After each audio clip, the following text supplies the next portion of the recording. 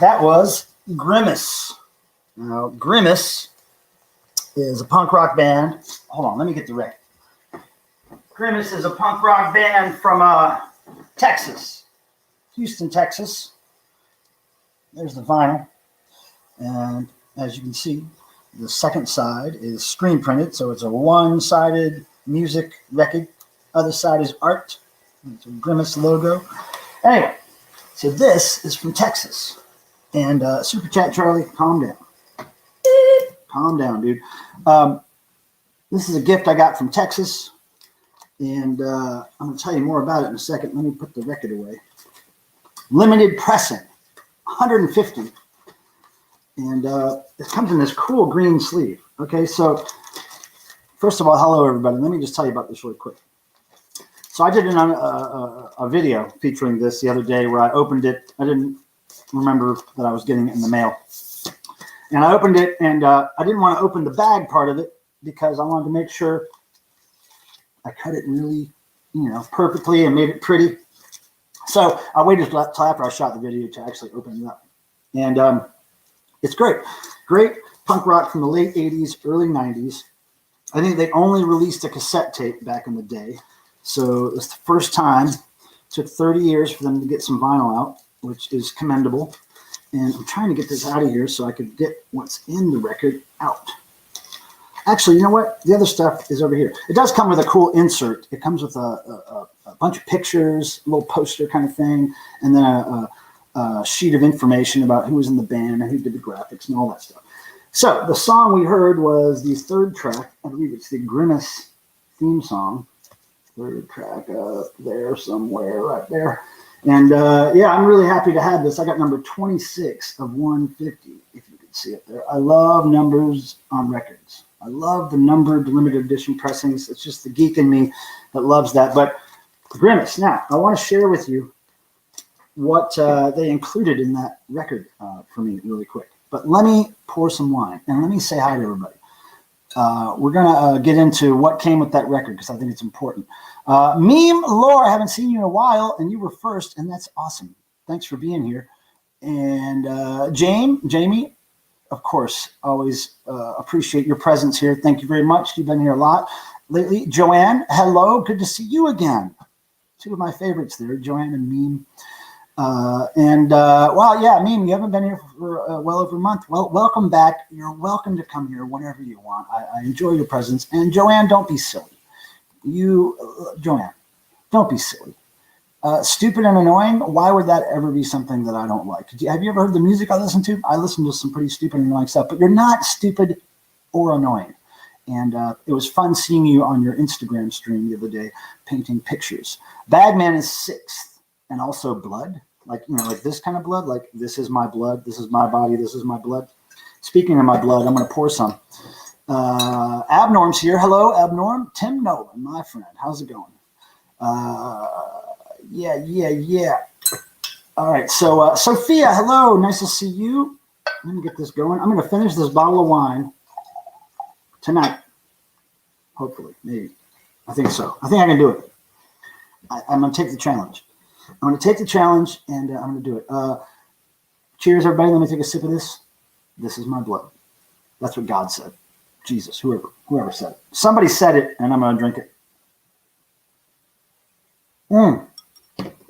Okay, so Texas punk rock. Let's get into that first. The intro music. Oh, let me make sure I said hi to everybody. Sophia, Tim, Mutant Potato, hello. Nice to see you.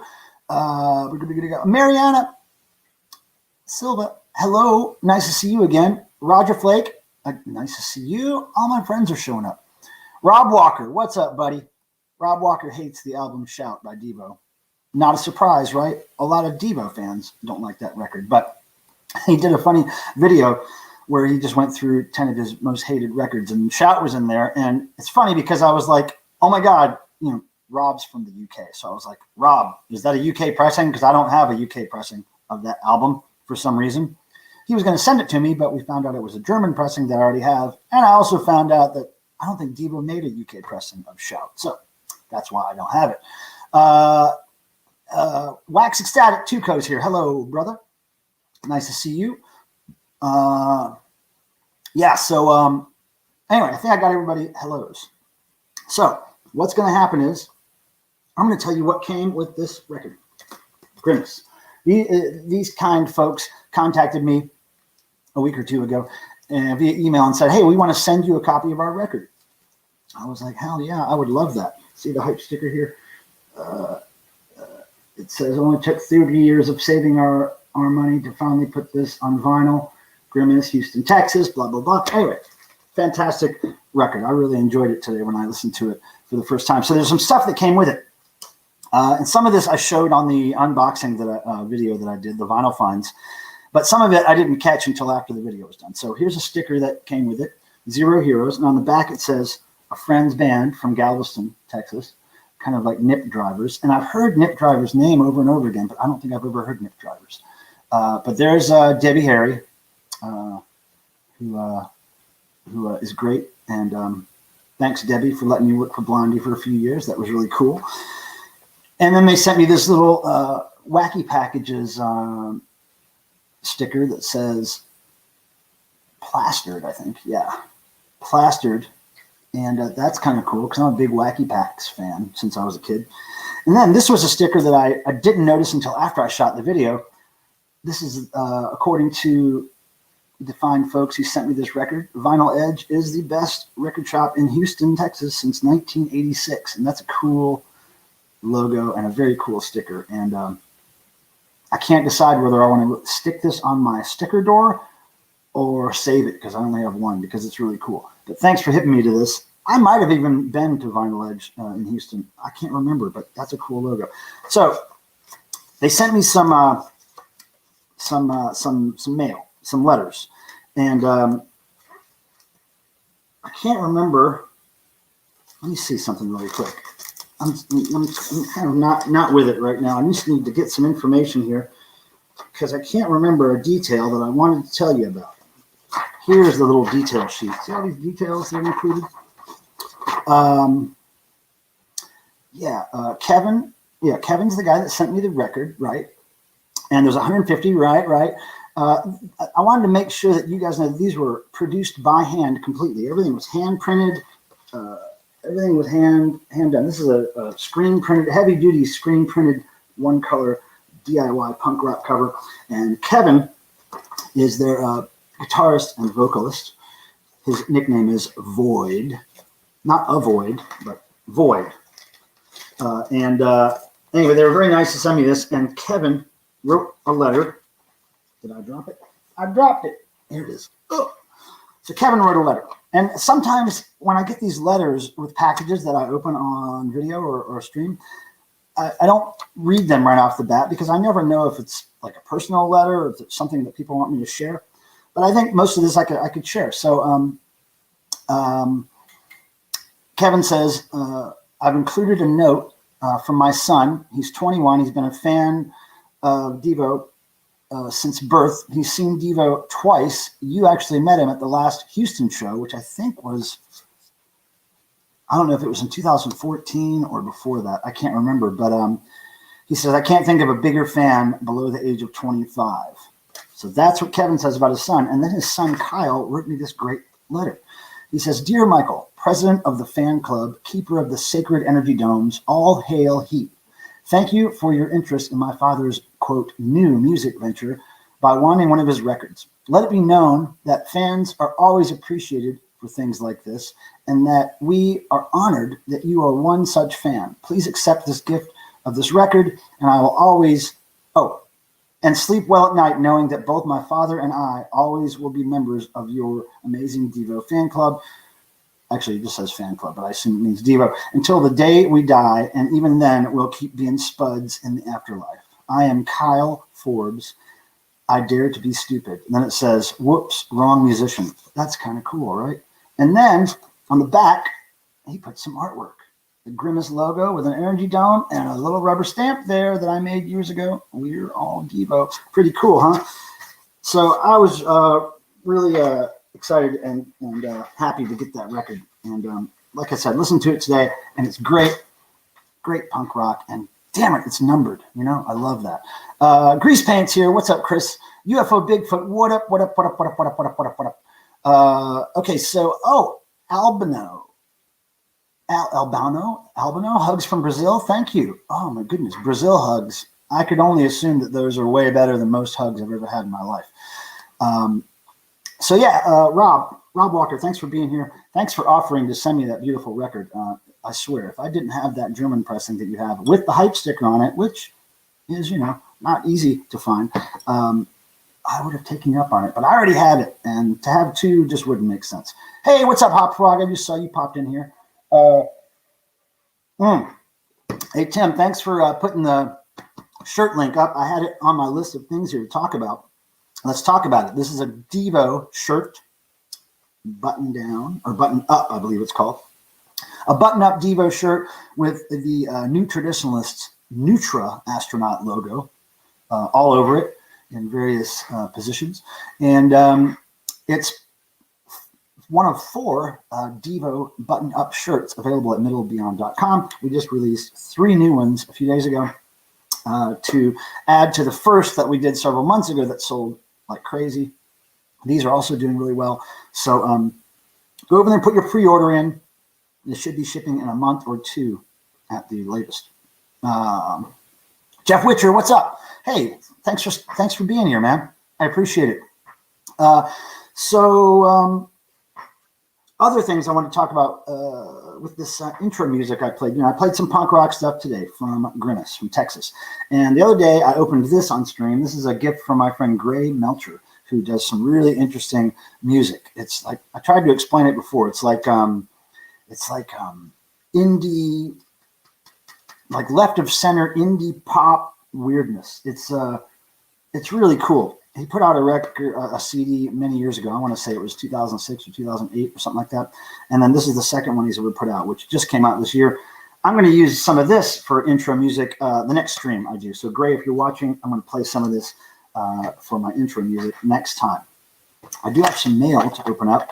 I'll get to that at some point. Let me make sure that I'm caught up here with this chat thing. Bagman says, I can't tell if I like the black leisure shirt or the white one more. That's why you buy both, dude. Because look, there's going to be situations where you're going to want a leisure shirt up. You're going to want to wear the leisure shirt, but you're going to be eating spaghetti. So you don't want to wear the white one. You want to wear the black one. Now, however, if you're going to be out on the beach, walking down a sunny street, you're going to want the white one to deflect all that heat, right? But don't wear the white one eating spaghetti or drinking red wine. Notice how I have a black shirt on right now? That's because I'm drinking wine. Red wine, specifically. The blood. It's the blood. Hey, Peter Graves. What's up? Just landed from Vegas. Ooh. Hopefully, a lot of us will be going to Vegas in September to see punk rock bowling. Nice to see you, Peter Graves, as always.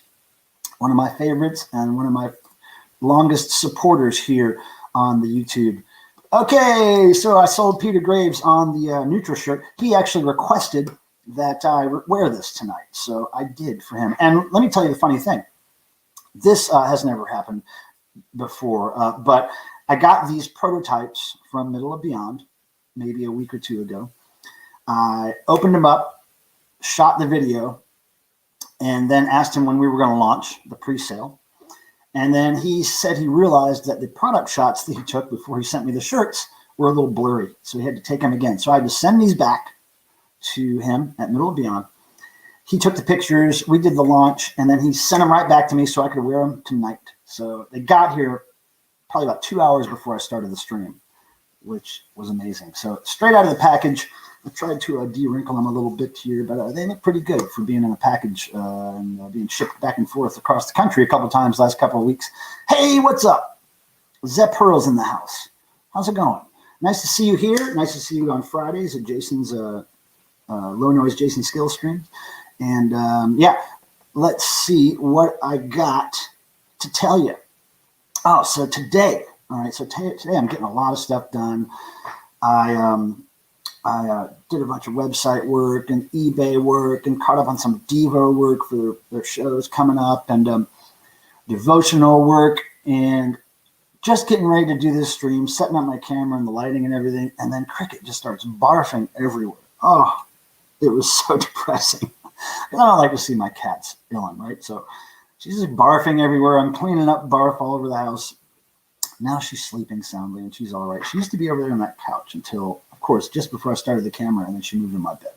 So Cricket's been a little under the weather today, but I have high hopes that it's just a little thing that she's got to get over today and she'll be fine tomorrow. But yeah, puking everywhere right before I started this thing. My vinyl community friends are up in here. That's really cool. You were right before I started. Now here we go. I got to mute that thing. I almost forgot that. All right. So everybody, welcome. Thank you again for being here. It's Thursday. We typically have things to do on Thursday, like open mail, which I'm going to do. Just one little package. But great things come in small packages, right? Isn't that what they say? I think that's what they say.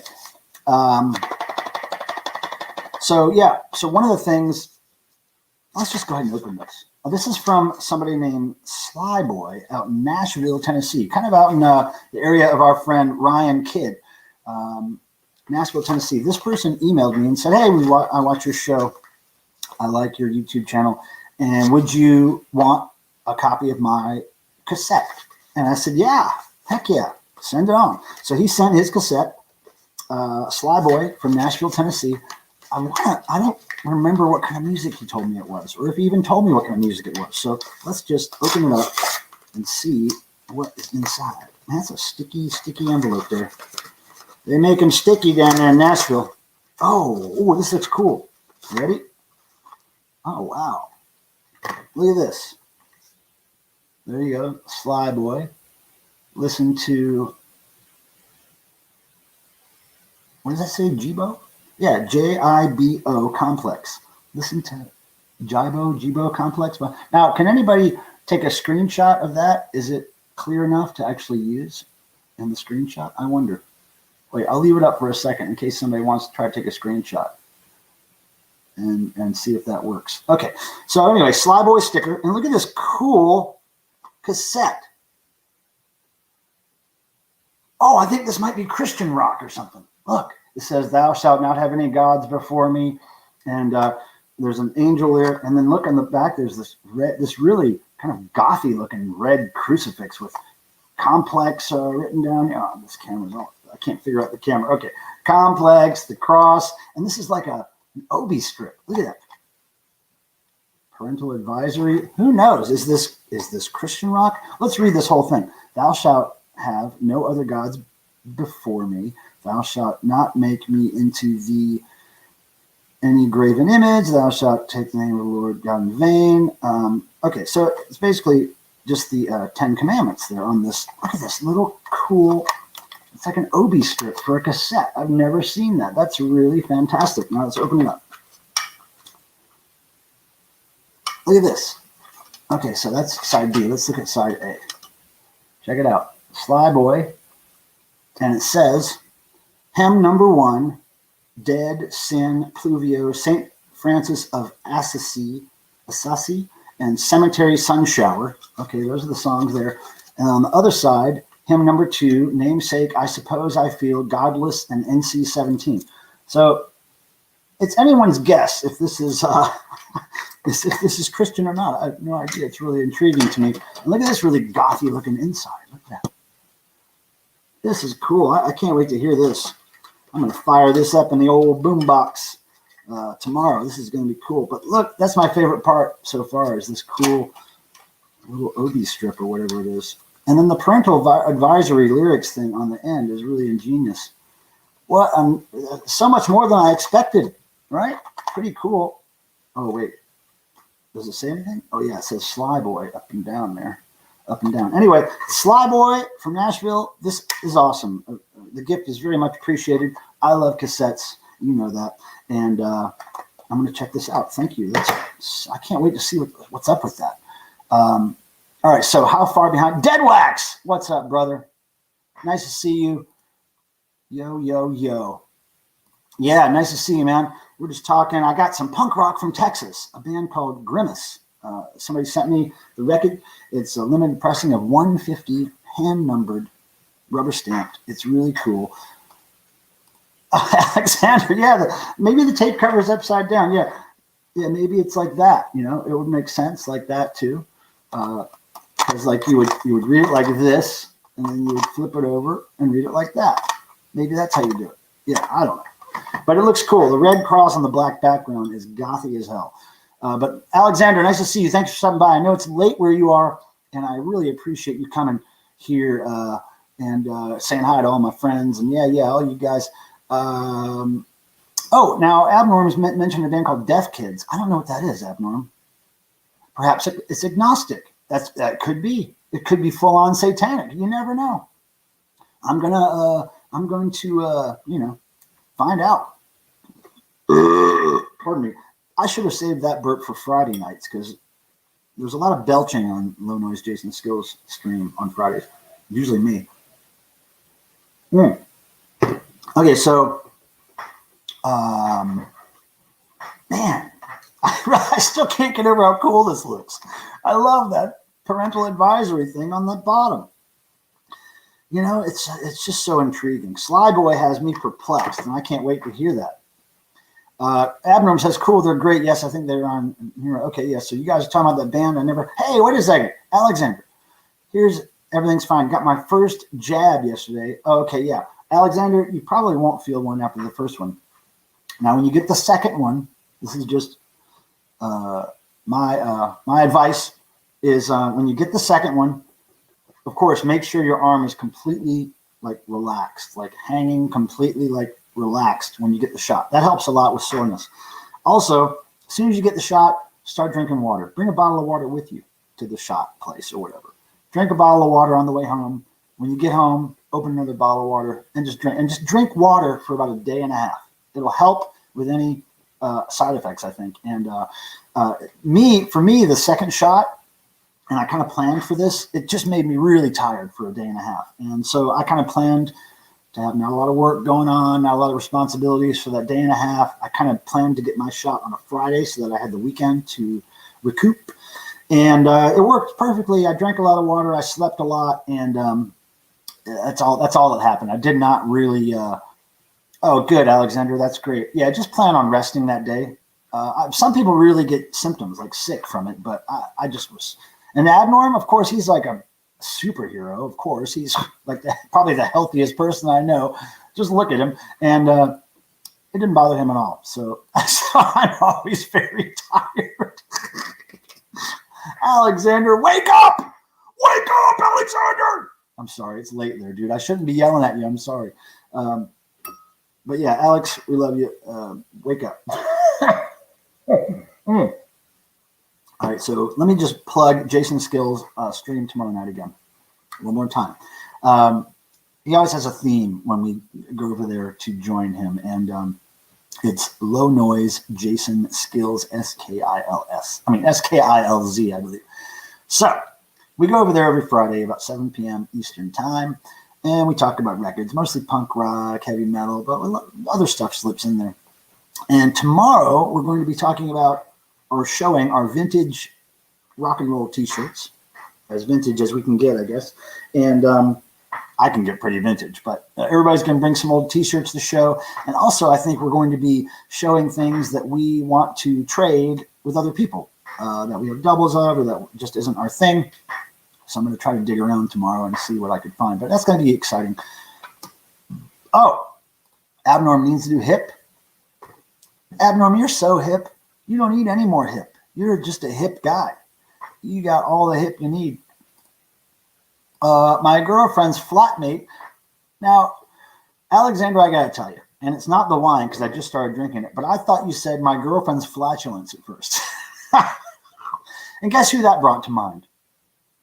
I'm not going to say it because she has a wrench. Alexander never sleeps, therefore I'm always tired. Oh, okay, right. Yeah, I can sleep once I'm dead. You know, I feel the same way, Alexander. I get maybe 4 to 6 hours of sleep on an average night. 6 hours is like a sweet spot for me, I think. But sometimes I can get away with 4 or 5 hours and be fine. I don't know why. Every now and then I'll sleep an 8-hour night, but I think mostly it's about 6 hours is my sweet spot. Yeah, there you go. Thanks, Tim. Low Noise Jason Skills YouTube page. And we call him Low Noise Jason Skids. If you're in the know, you call him Skids, you know. His street friends call him Skids. So another thing that I did recently, over today and last couple of days, is I shot 3 or 4 new YouTube videos, which I'll be posting. I shot a really cool gift unboxing that I'll be putting up probably tomorrow or Saturday at the latest, and a couple of contest entries. And so that's what I've done, and that's coming soon. Mutant Potato. Oh, now I'm trying to click those comments in YouTube, and it doesn't work that way. Dummy, Mako. Hold on. Mutant Potato says relatable. I think you're relating to the non-sleep thing, right? Maybe. Hot Frog is doing 2 to 5 hours per night sleeping. 2? Now, see, that's wicked. That's like being on DEVO tour sleep schedule. That's like getting back to the hotel at 1 or 2 in the morning after the gig and the after party and all that stuff, and then getting up at 5 to catch a tour bus at 6 or something. It's like that's like tour schedule sleep there, 2 hours. Hot Frog, you're great. Hot Frog, I want to thank you again for all that cool stuff you sent me. Hot Frog, he's such a cool guy. He sends me some of the coolest stuff. I told him, we were talking about guitars on one of his streams because he has a lot of guitars and effects pedals. And I was like, look, I'm going to start playing guitar again. A friend of mine's going to give me an old guitar. I'm going to start learning how to do it again. And I'm looking for a distortion pedal. Let me buy one. He just sent me 3 excellent pedals and along with some other really funny gifts. And he's just the coolest guy. If you want to go see some, he does some music-related content, playing the guitar, talking about effects pedals, talking about guitars and music in general. He also does some parodies of other channels and some just general humor, funny stuff. A lot of costuming. He's all over the place. He's great. No, Hot Frog, the guy who was going to give me my guitar, my friend Andy Freeburn, who usually is around a lot, and I see him and talk to him a lot. He's been on vacation for a couple, 2-3 weeks or something with his mom, I think. So I haven't heard from him. I'm waiting to hear from him. I'm dying to get that guitar. I've got everything else. I just need the guitar now. Yeah, so Rob Ginsburg, what did you miss? Well, I'll show you what you missed. Hold on real quick. You missed me playing a little bit of this record that I got in the mail from a band called Grimace. Now, they were a hardcore punk band from Texas, Houston, back in the late 80s, early 90s. They just now, 30 years later, released their first vinyl. And it's cool. It's like a one-sided record with music, and the other side has a screen print on it. It comes in this really cool bag, and it's got a hype sticker that talks all about it. Anyway, really cool hardcore stuff. Limited edition, 150 made. I got number 26. That's huge. I love those low numbered pressings. And they sent me cool letters with it and everything and stickers. And then I got this cassette from this guy named Sly Boy in Nashville, Tennessee. And it's just totally intriguing to me. It's got the 10 commandments on the front. It's got a parental advisory, and then it's got what could be a right side up cross or what could be an inverted cross on the back. Who knows? Cool little OB strip kind of style thing. Anyway, awesome. I can't wait to hear it because I have no idea what to expect on that, which is really cool to me. So that's what you didn't really miss, Rob. But thanks for being here, Rob. Show the pedals. I will show the pedals. They're right over here. Hold on, Dead Wax. Hold on. I'll get it. I'll get them. They're right here. Okay. Dig this. Okay, this is what my friend Hot Frog sent. Okay, so first one is this. It's the Fab Chorus. Pretty cool looking. Looks brand new. Fab Chorus. Okay, and then we got Distortion Modeler. And now I'm not sure how that's different from a normal distortion pedal, but I got the Distortion Modeler right there. Really cool. It looks brand damn new. Look, stickers on it and everything. Oh, I can't wait to fire these things up. Then the big mama in here, or the big daddy. There we go. Vintage Tube Overdrive. Now that sounds like it's going to make my guitar sound punky and heavy metal, right? Am I wrong? I don't know. But this looks fantastic. And all I wanted was a distortion pedal, and I got all this cool stuff. So anyway, yeah, Hot Frog, you rule. I can't wait to start stomping on those things and making some noise. And you're so cool that way, Hot Frog. Thank you again. Tristan, hey, what's up? Tristan, nice to see you. Come on in. Lee Victor. Oh, Lee Victor, I know you like these kinds of shirts. You are the DEVO fanians. I didn't say onions. I said fan-yins. I don't know.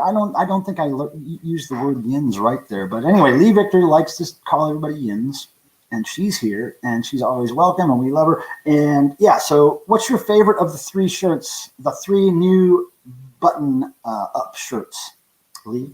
What's your favorite? Peter Graves asked me to wear this one tonight, and he said since he's seen me wear it, he's sold on it. So, I mean, I like them all.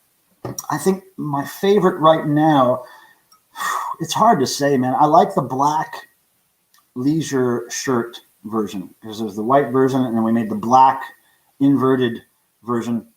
I really like it a lot. I think because I've seen the white version so much, and I've loved it for so many decades, seeing it in old DEVO catalogs. And seeing a black version is just like, whoa, now it's dark and it's a little more wearable, and I can drink wine in it because it's black. So yeah, I'm liking all that stuff that Middle of Beyond is putting out. And did the Nutra Astronaut head. That's right. This is the Nutra Astronaut head, David. That's right. Nice to see you, David, by the way. Thanks for stopping in. And yeah, thanks for joining in. Okay, so Hot Frog, the Distortion Modeler is a clone of 3 famous. Okay, so it's going to have the distortion I need plus more. Holy crap, man! And now, hold on. Now, Alexander has something. The DM100 is the clone from legendary Boss Heavy Metal. Oh man. Okay. Wow. Really? Wait. DM100. What's the DM100? This one. Really? That's the Swedish death metal chainsaw? That's what I want. Holy crap, dude. I can't wait to play guitar again. I really hope my friend Andy's okay and that he's, still going to come forth with that guitar. But whatever the case, I'm going to get a damn guitar. Don't you worry. You can go for some Funyuns. Man, you know what? Funyuns, I never buy them, but if they're around, I'll eat them. I feel it's shameful for me to buy Funyuns because they're more expensive than most chips. You know what I mean? You have to really want some Funyuns to spend that kind of money on some Funyuns, right? What else are we missing here? David, I said hi to David and Tristan. Okay, cool. So what is next? We've only been doing this for 34 minutes. Can you believe it? 34 minutes. We've done so much.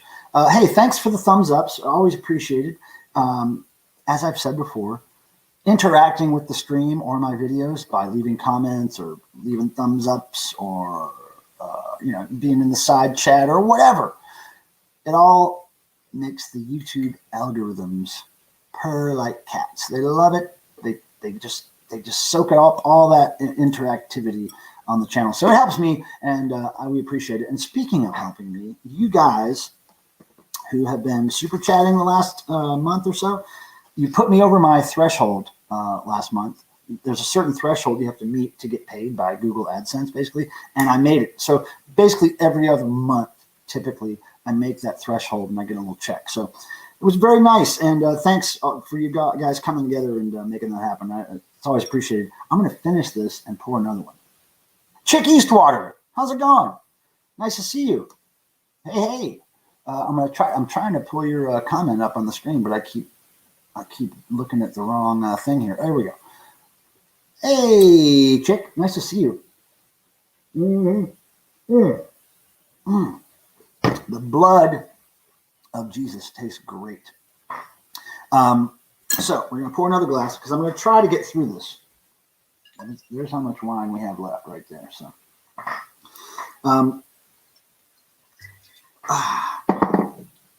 So what I want to ask you guys, and I haven't asked this, I don't think I've asked this the last couple streams, but I always like people to type in a very brief something telling me something positive that has happened to you or something that has progressed forward in your life since last Thursday. And while you're typing those in, I'm going to answer this question. Pilmer, what's your favorite band from Texas? Off the top of my head, just off the top of my head, probably Dirty Rotten Imbeciles, DRI. Because that's just what I think of when I think of Texas off the top of my head, DRI. Now, somebody's going to tell me they're not from Texas, but I think they are. I think I remember DRI is from Texas. But off the top of my head, it's Dirty Rotten Imbeciles. What's yours, Rob? What's your favorite Texas? Hey, Ian, my good friend. Earth people. That is arguable. I'm not quite sure all of us are Earth people. Oh, Big Boys for Ian Shannon. Yeah, Big Boys, the Dicks. I think they're all from down there, right? What? You got a Bob damn job? What are you doing, Abnorm? Well, congratulations. What are you doing? The Dicks. Yeah, the Dicks, Big Boys. But, man, DRI. Oh, yeah, Butthole Surfers. I forgot they were from Texas. I don't know why I always thought they were from somewhere else. Guar. They're not from Texas. Guar was from Virginia. Richmond, Virginia, for sure, unless they moved to Texas. Now, I believe the Ranch Hands, another favorite band of mine, they started in New York, but they relocated to Texas, so that kind of counts there. Chick U Starter says, damn, I'd have to go ZZ. Oh, yeah. Well, I mean, ZZ Top rules. Honestly, I didn't even know where ZZ Top was from. They all relocated to San Francisco. Who are you talking about now? Rob, who's in San Francisco? Anyway, yeah, so DRI is probably my favorite Texas band, and I hope I'm right on that. I think I am right. I think I remember them being from Texas. I remember the Hickoids too, Rob. I remember the Hickoids. I think I used to have their record, but I may have sold it on eBay. Can't remember. Okay, Wax. Tuco, Casey Orr, Beefcake. Was that the original? I don't think that was the original Beefcake. I think the original Beefcake, I think his name might be Michael, right? Am I right? Because the Beefcake that I met on the Guar Scumdogs of the Universe tour, I think he was the original bass player, and I think now he's the singer of the band. He took over for Dave Brocky. Oh, DRI relocated to SF. Yeah, back when I saw DRI in 1983, and I was too young to watch their actual show to stay there that late, but I did see them sound check. And I think I can't remember if I bought a T-shirt from them or if they gave me one, but I still have it. So, yeah, DRI, I just remember them being from Texas when they played Carolinas back then. Okay, yeah, so not original. Okay, so, yeah, the original bass player, Waxy, was I think his name is Michael, and he was the original Beefcake, and he took over when Dave Brocky unfortunately passed away. So, which is really cool, and which makes me want to go see Guar a lot, because I've always wanted to thank the original Beefcake. And I think his name is Michael, if I'm remembering correctly, but I've always wanted to thank him personally after all this time, because in 1989-90, whenever that record came out, Scumdogs, and we were following the band around on tour a lot. We were like little Guar fanboys, right? We would follow them around, and they would have us backstage every now and then. And he gave me a huge Subway style, huge poster advertising the release of Scumdogs in the Universe, which I still have downstairs on my wall. It's totally laminated and protected from the elements, protected from punk rock and wine spills. And it's still on my wall, and I love it, and I've loved it for decades. I just can't believe they gave it to me. And I've always wanted to thank him for being so cool to us when we were fanboys. Okay, so Chick says she had food delivered, even though it's because my car is sick. Oh, good luck with your car. Car problems blow. You know, good luck. Wait a second. Has anybody posted a positive something that happened since last week? I'm trying to see. We got on this Texas thing, and Tristan asked, "Did you know DJ Lance Rock from No Get Back?" Yeah, but yeah, he's a good friend of mine. He has been in this house a number of times and stayed over. And when he comes out, he used to come out for Moog Fest a lot. He would come by here and visit. And yeah, I know Lance quite well. Spoke to him maybe 3 weeks ago. We're trying to get him back out to North Carolina to do maybe a little DJ set somewhere or some kind of something. So yeah, DJ Lance Rock is top notch with me. Love that guy. David, welcome again, and congratulations on being all shotted up with that stuff, all full of the devil's juice or whatever they're putting in you. You know what? It's just one of those things, right? I'm looking here through stuff, and okay. So Chick's saying maybe that was the positive thing that happened to you since last Thursday. You had food delivered. Okay. I saw We Are the Astronaut in Asheville a couple years ago featuring a former Butthole Surfer. Oh, that's cool. I've never heard of We Are the Astronaut. Notes from the Nest is great, written by Kurt from DRI. Oh, I'd love to read that. That sounds cool. David says, the only Texas band he knows is ZZ Top. Chick Eastwater, that was her pick as well. Oh, and you finally planted seeds, tomatoes and peppers. Wow, that's cool. I had a girlfriend, Diana, decades ago, who had her own garden, and she would make the best vegetable soup when I was sick out of all the stuff in her garden. Oh my God. It's almost like I wanted to be sick so I could eat her wonderful soup, because it tastes really good when you're sick for whatever reason. Jokes on Bill Gates. I installed Linux. Okay. That's computer nerd humor, which I barely get. Okay. Because I'm not quite that smart. Oh my God, the wine, the blood. It's tasting good. Tasting good tonight. And I'm really happy to see you guys here. Ghoul Town. Where's Ghoul Town, Waxy? I'm trying to catch up on all these comments. Chick says, I saw Guar in New Haven in the 80s. People didn't even believe me when I told them about the show. Oh, Chick, man, we saw Guar so many times back then.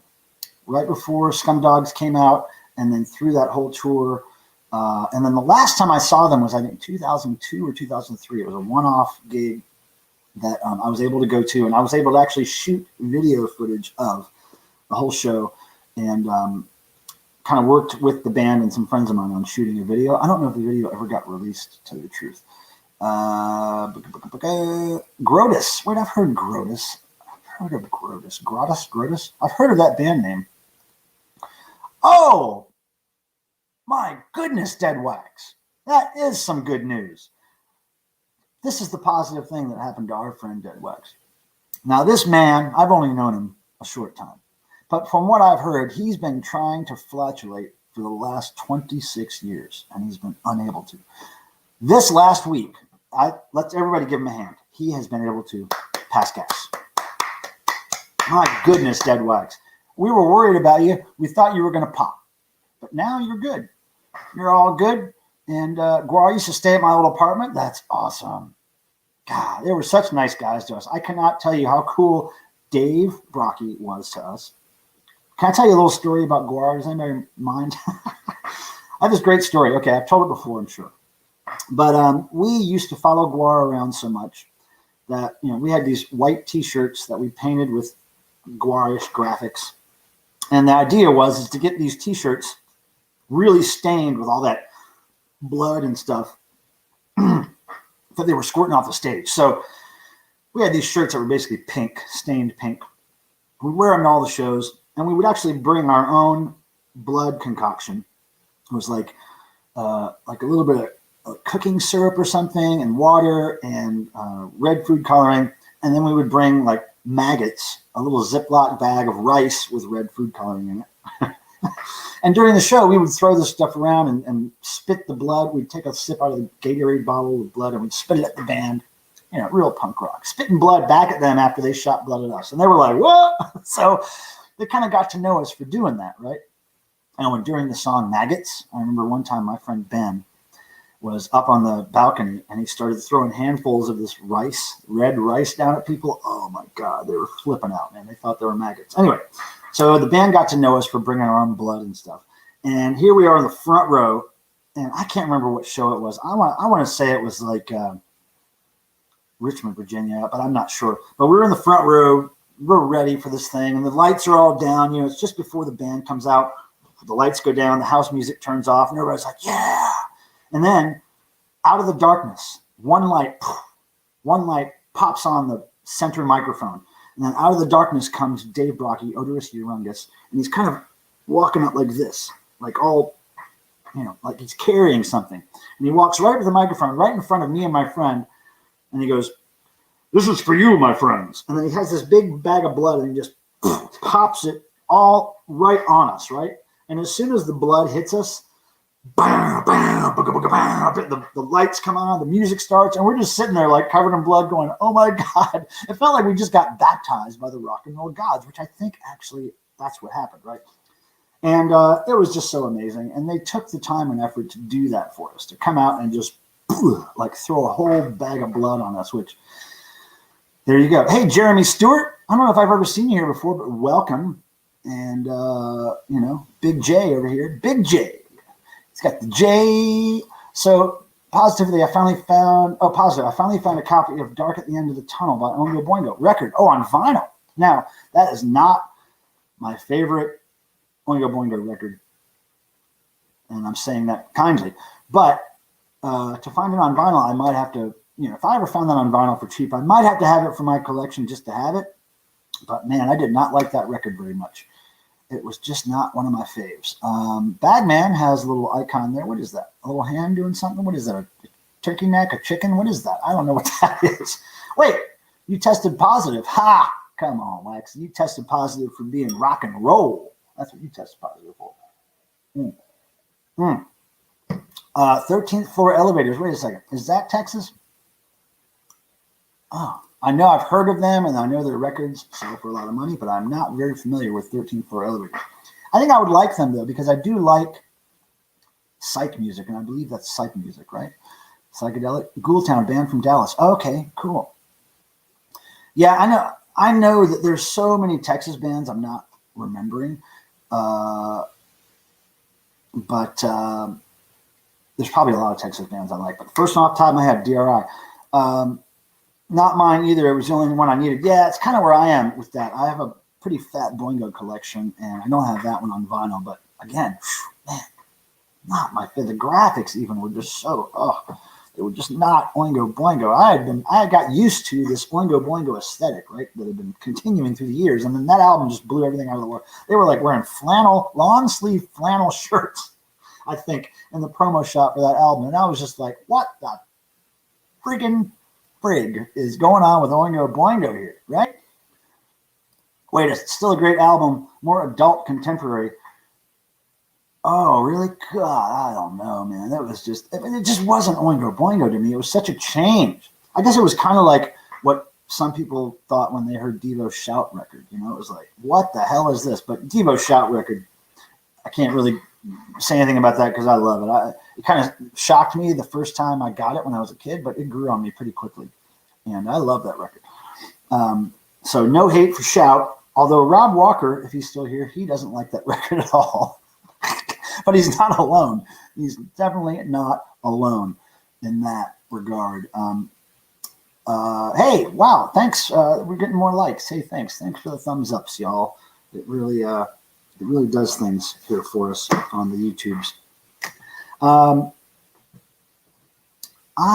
do you feel about, let's see, let me pull Jeremy's comment up here. How do you feel about Danny Elfman's new stuff? All right, I'll be honest. The first one was called Happy, right? It was called Happy. I liked it. I kind of thought the only bad thing, negative thing that I picked off of that was that he was trying too hard to be edgy, kind of 9 Inch Nails-ish, which I never liked 9 Inch Nails, ever. Never liked anything they ever did. Never liked their albums. The only thing I liked about them was their name, 9 Inch Nails, because I think it referred to like the nails that were used to crucify Jesus, which I thought was pretty dark. And the logo, N-I-N with the backwards N, I thought it was brilliant. But the music and everything else, good God, I can't stand it. But that's the only thing I didn't like about the new Danny stuff, was that I got this, feeling that he's trying to be something that's already kind of dated, like 9 Inch Nails, this kind of stuff. But I like it. I like Happy a lot, and it was catchy, and the video was really cool and fun to watch. And I kind of liked seeing Danny in the raw a little bit. Like, I can't remember if it was Happy or Sorry, one of those videos. I think it's maybe Sorry, where he's looking through this glass thing, and it's really almost like really DIY footage where he's filming himself through a glass vase, and he's got no shirt on. He's got this white stuff all over him. I didn't like Sorry as much as Happy. And then I don't think, then he did a remake of Insects, which I only heard a few, maybe 10 seconds of, and I was like, I don't want to hear this. Because I like the original Insects so much. I didn't really want to hear it redone. So anyway, there's my feelings on the new Danny Elfman. Now, I loved his first solo album. And, if I had the chance to get the new Danny Elfman on vinyl, I might do it just to put it in my collection. But I don't think I would like the whole thing. Shout rocks. Jamie. Shout does rock in a weird way. It really does. Rocks is a weird word to use for shout, but it's great. Wait a second. The Skunks. I've never heard of the Skunks, Deadwax. Is that garage rock stuff? Because you're really hip to garage rock, Deadwax. And you sent me some of the coolest 7 inches. I've been playing those last few days. I really dig it. That, what are they called? Man, what's that one? Oh, man. I can't remember the damn name of it. Oh, it's the guys it's the photo of the band on the cover, and black kind of like cut and paste text. Oh, man. But you know what I'm talking about. That was my favorite of all the 7 inches, but I loved them. I'm speed racer, and I drive real fast. I'm a big pirate, and I like to steal. New Insects was no good. Yeah, Mariana. I mean, he's trying to reach some edgy audience, I guess, with that remake. And I guess if you're Danny Elfman and you've done Insects over and over again in the same way for decades, maybe you want to hear it in a different way, which I respect that. But me as a fan, I want to hear the old Insects, and that's it. I actually picked up Shout and Total DEVO yesterday at a record shop. Wow. Well, I mean, looks like they were never played. Well, a lot of DEVO fans played it and then didn't play it again and got rid of it. Oh, okay, Deadwax, they were punk new wave. Oh, cool. I gotta, I'll have to look them up. Now, Tristan has an interesting question. What is your favorite color?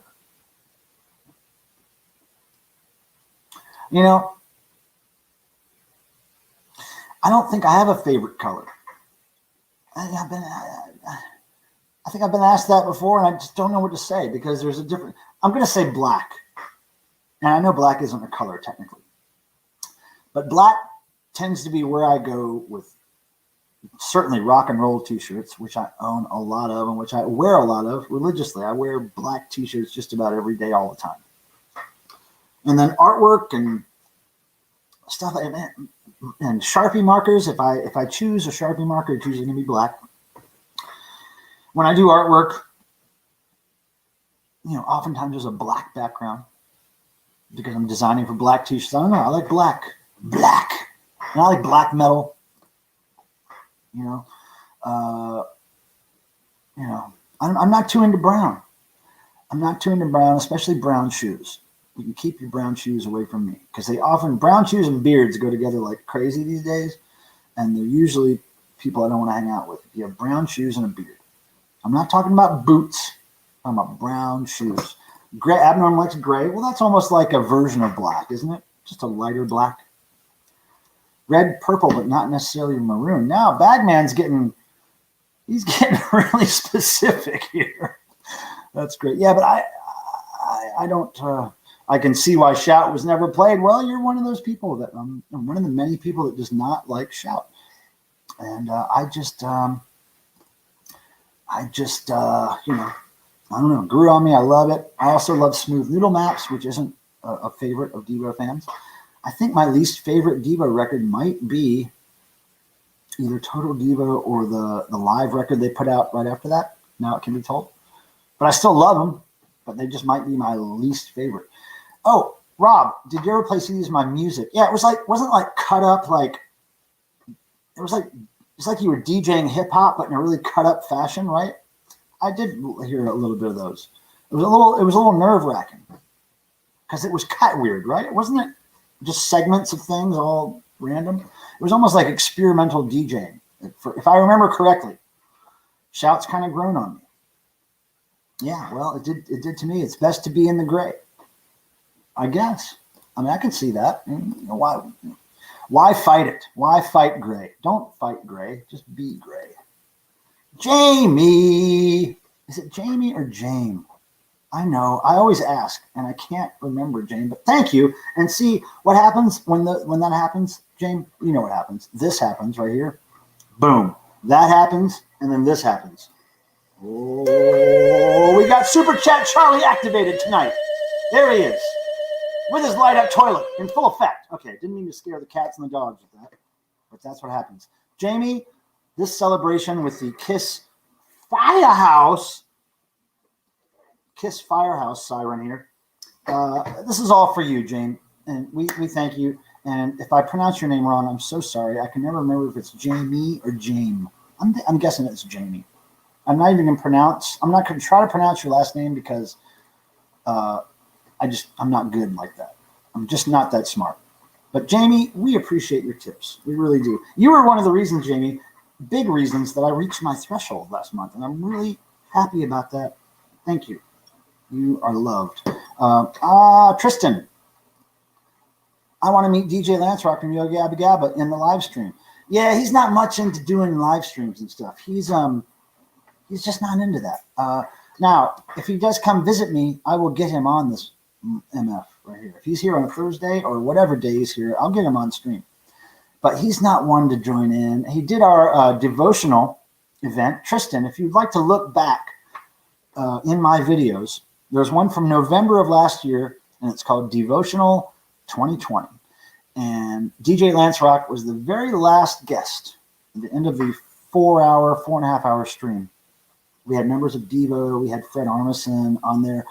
And we had DJ Lance Rock at the very end. So go check that out. He's a cool guy. I think you would dig it if you haven't seen that yet. You got it right, Jamie. Okay, great, Jamie. Thank you. And I'll probably forget again, but it's just the way my brain doesn't work, right? It just doesn't work right all the time. Damn it. But we love you, Jamie. Thank you, Jamie, for doing that. You're sweet. So what is next? Now, I'm trying to go record shopping again soon. I really enjoy doing that. And I mostly enjoy it. Let me rephrase that. When I said I really enjoy doing that, I like streaming my record shopping. I've gotten a lot of great feedback from people that like to come along with me on those trips. So, whoops, I just messed everything up here. So, what I'm waiting for is like a day when it's not 80s, 90s degrees outside, because that's brutal for record shopping, especially if I'm walking. But anyway, we're going to do that soon, and I'm trying to save up some ducats to get some records. And I'm going to take a couple of my silica gel records in to put on consignment. I think at Sorry State, we've unloaded 4 or 6 Silica Gel records so far. Pardon me. Now, Silica Gel was an industrial experimental noise band that I was in the early 90s. We put out a CD in 1993 called 50 Noisy Children Party. I think there was like maybe 1,000 or 1,500 of them made. And then in 2016, it got reissued on vinyl. Double vinyl deluxe, 180 gram, whatever, gatefold, all the bells and whistles. Got reissued, and we've been selling those. I've been selling them on consignment here for since 2016, probably. And maybe 2018, whatever. I'm just rambling. It's the wine. I'm blaming it on the wine, you guys. Now, let me catch up here. I'm missing some things. Oh, here we go. Wayne, my friend Wayne from Raleigh, says, shout in the next year's Whammy by 52s. We're into the height of a new wave. Oh, man, Whammy, though. I mean, I love Devo, obviously, but Whammy is a better record. Whammy. I mean, that cover. All the cocaine on that cover. It was a trip, that record. I love it. There's not a B-52s record I don't like. I like them all. Oh, Chrome, Helios, Creed. Now, what are we talking about here? Now, who are we talking about? How did the Chrome and Helios Creed come up? Because I like them. I like Chrome. I have some Chrome, but I don't have any Helios Creed. I think I probably lean more towards Chrome than Helios solo stuff. But anyway. Now, Tance is noisy experimental stuff. Not sure if he's still active. Oh, okay. Tance. I've never heard Tance. Never heard it, man. I'm out in the dark with that. I'm in the dark. Hey, Sophia, you still around? Now, Sophia, one of our favorites on this channel here. She's been with us since the very beginning, the very first streams I ever did. She is one of my beloved mods. She has a wrench. Don't forget. And if she's still here, I wanted to mention that she's been doing some graphic art lately. And it's really cool. It's like collage-y stuff, kind of similar to like Winston Smith, who did some stuff for Dead Kennedys and many other bands. But I think Winston Smith even did something for Green Day, if I'm not mistaken. But Winston Smith, in that style, our friend Sophia is doing some art. Sophia is very creative. She's done videos of her learning how to play bass on her YouTube channel. She's has a blog now where she talks about all kinds of things and interesting subjects. Now she's doing graphic art, and it's just so cool to see that coming from somebody as young and as bright as Sophia. It's great. Tristan, favorite Yo Gabba Gabba episode? It's got to be the one with Devo. Come on now. It's got to be the Devo one, although Yo Gabba Gabba was a cool show. I got a story to tell about Yo Gabba Gabba. Got a story. Hold on. So when Yo Gabba Gabba was just an idea and a pilot, and it was being pitched to TV stations, I knew one of the guys that was behind the show because he worked at a company called Ruka. It was a clothing company in Southern California. And when they were privately owned and they were just starting out, he was working there, and me and Mark Mothersbaugh of DEVO were really tight with this company, Ruka. We had some designs that Mark had done for them, and we were just in tight with these people. So this guy reached out to me and said, hey, Michael, we have this kids show we're trying to pitch called Yo Gabba Gabba. And I immediately got the Ramones reference there, right? And I was like, oh, that's kind of cool that you put a Ramones reference into a kids show. And then he said, yeah, so we're trying to pitch this show, and we want Mark to consider being a guest on the show as an artist or whatever. And I said, okay. I said, send me 2 VHS tapes. Because back then, this was a long time ago, they were sending out the pilot on VHS tape. So I got 2 VHS tapes in the mail. I kept one. I sent one to Mark Mothersbaugh. I watched it, and I remember going, oh, my God, this is like the modern-day Electric Company. Because back in the day, that when I was a kid, there was Sesame Street, and there was Electric Company. And Electric Company was the one done by people who probably listened to more rock music, probably did more drugs. They were kind of like the hippie, weirdo version of Sesame Street, which I always appreciated when I was a kid. I could get that vibe, right? So when I saw Yo Gabba Gabba for the first time, I was like, this is like the modern day Electric Company. It's got great messages. It's all about music. I mean, it was totally focused on the music thing, which saved my life when I was a kid, really, if you ask me. So I was totally into it. And weeks went by. I didn't hear from Mark. So I called him. I was like, Mark, have you watched the pilot? Oh, no, I haven't really. I was like, Mark, just watch it. It's great. I got to tell you, it's great. Watch it. So finally he watches it, but he watches it with his daughter, who was very young at the time, his adopted daughter. And he called me back and he was like, all right, I'll do it. I was like, well, okay, why? He was like, because I was watching it with my daughter and she loved it. I was like, okay, great. But I don't think Mark Mothersbaugh actually thought it was going to go anywhere. I think he was going to do it as a favor to this friend. He didn't actually think it was going to get picked up and be a big thing, I don't think. So kind of a cool thing to have happen, right? Here, Sophia. There. Everybody go over to Sophia's blog. She's a brilliant, beautiful person, and we love her here. And she's productive, and she's prolific, and she's getting shit done. And she's only, teenager, so that's awesome. Teenagers who get shit done turn into adults who get shit done. You know what I mean? And I'm not talking about getting shit done like what your boss tells you to do at work. I'm talking about getting shit done when you're off the clock, when you're on your own time. Get shit done. You know what I mean? Not just watching TV and putting food in your face, but get shit done. Creative stuff. Produce things, For real. That's right, Sophia. I'm talking about you. And Tristan wants you, Gabba to come back. Well, look, Tristan, I think you should do a search for DJ Lance Rock, or maybe just Lance Rock, whatever the case. He's on social media. He's on Instagram. He has other projects going on.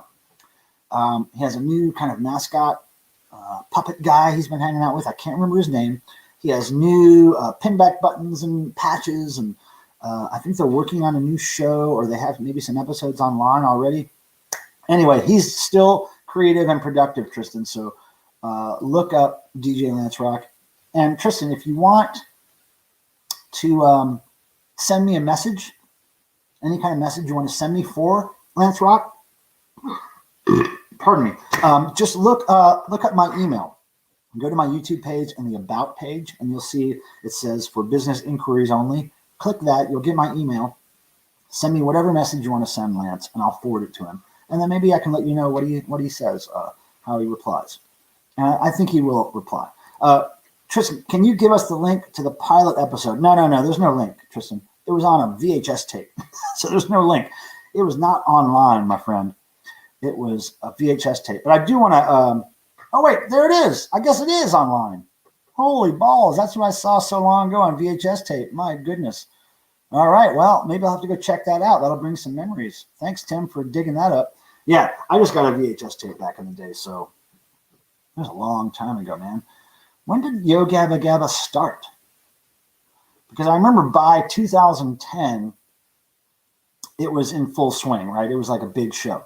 But it started years before that, right? Like, when was that? I can't remember. If anybody can remind me of when all that started. But yeah, the pilot that I got had to be at least a couple, 2-3 months before they were got any deal, because it took me so long to get Mark to watch the damn thing. So anyway, great memories, great stories. DJ Lance Rock, we love you. He doesn't watch this, but we love him and we want him to know. 2006, that's right. Okay, so I probably got the pilot VHS tape maybe a year or two before that or something. I don't know. I think it took quite a while for them to get all their shit together. But yeah, 2006, that was a long time ago. I don't know why they sent it out on VHS tape in 2006. I mean, who knows? But it worked. Hey, just noticed there's more likes than viewers. Oh, that's not cool. We're losing viewers. They're dropping like flies. No, we always have about the same amount of viewers. 20 to 30. Sometimes we get up to close to 40, but 20, 30 something. We're happy. We got our friends here. But thanks for checking on that bag, man. Thanks for keeping your eyes on the thumbs. Now, let's see here. Here we go. Oh, Abnormal. Of course I remember this. Anyone remember picture pages with Bill Cosby on Cabinet Kangaroo? I didn't remember it was Bill Cosby, but I do remember the song. It goes like this. Picture pages, gather up your picture pages, gather up your pens and your pencils. Picture pages, gather up your picture pages, something, something, something, draw some picture page with me, or something like that. But I remember most of it from when I was a kid. And that, just because you mentioned picture pages, that song just flew off the top of my head. I haven't heard it, thought about it in a long time, but picture pages, the picture. I don't know if it was gather up your picture pages or it was something. But I remember picture pages, something, something, picture pages, gather up your pens and your pencils. So anyway, do you remember the Sifel and Ollie show? I think that was a little bit before my time. Or I was in a different region of the company than that was. But I remember what the puppets looked like. But I think maybe that was a little bit before my time. I'm not sure. So anyway. Oh, I remember from Nickelodeon, Picture Puzzles. Oh, no, Picture Pages was not Nickelodeon. That was like earlier stuff. That was probably Electric Company or Sesame Street or that kind of era. I don't know. What show was that? Picture Pages. I can't remember. But I remember it was when I was a kid. That's what I remember about that. Now, type a 666 in the chat if you're going to go see DEVO either in Las Vegas or Chicago. I'm just curious to see who I'm going to meet at these shows.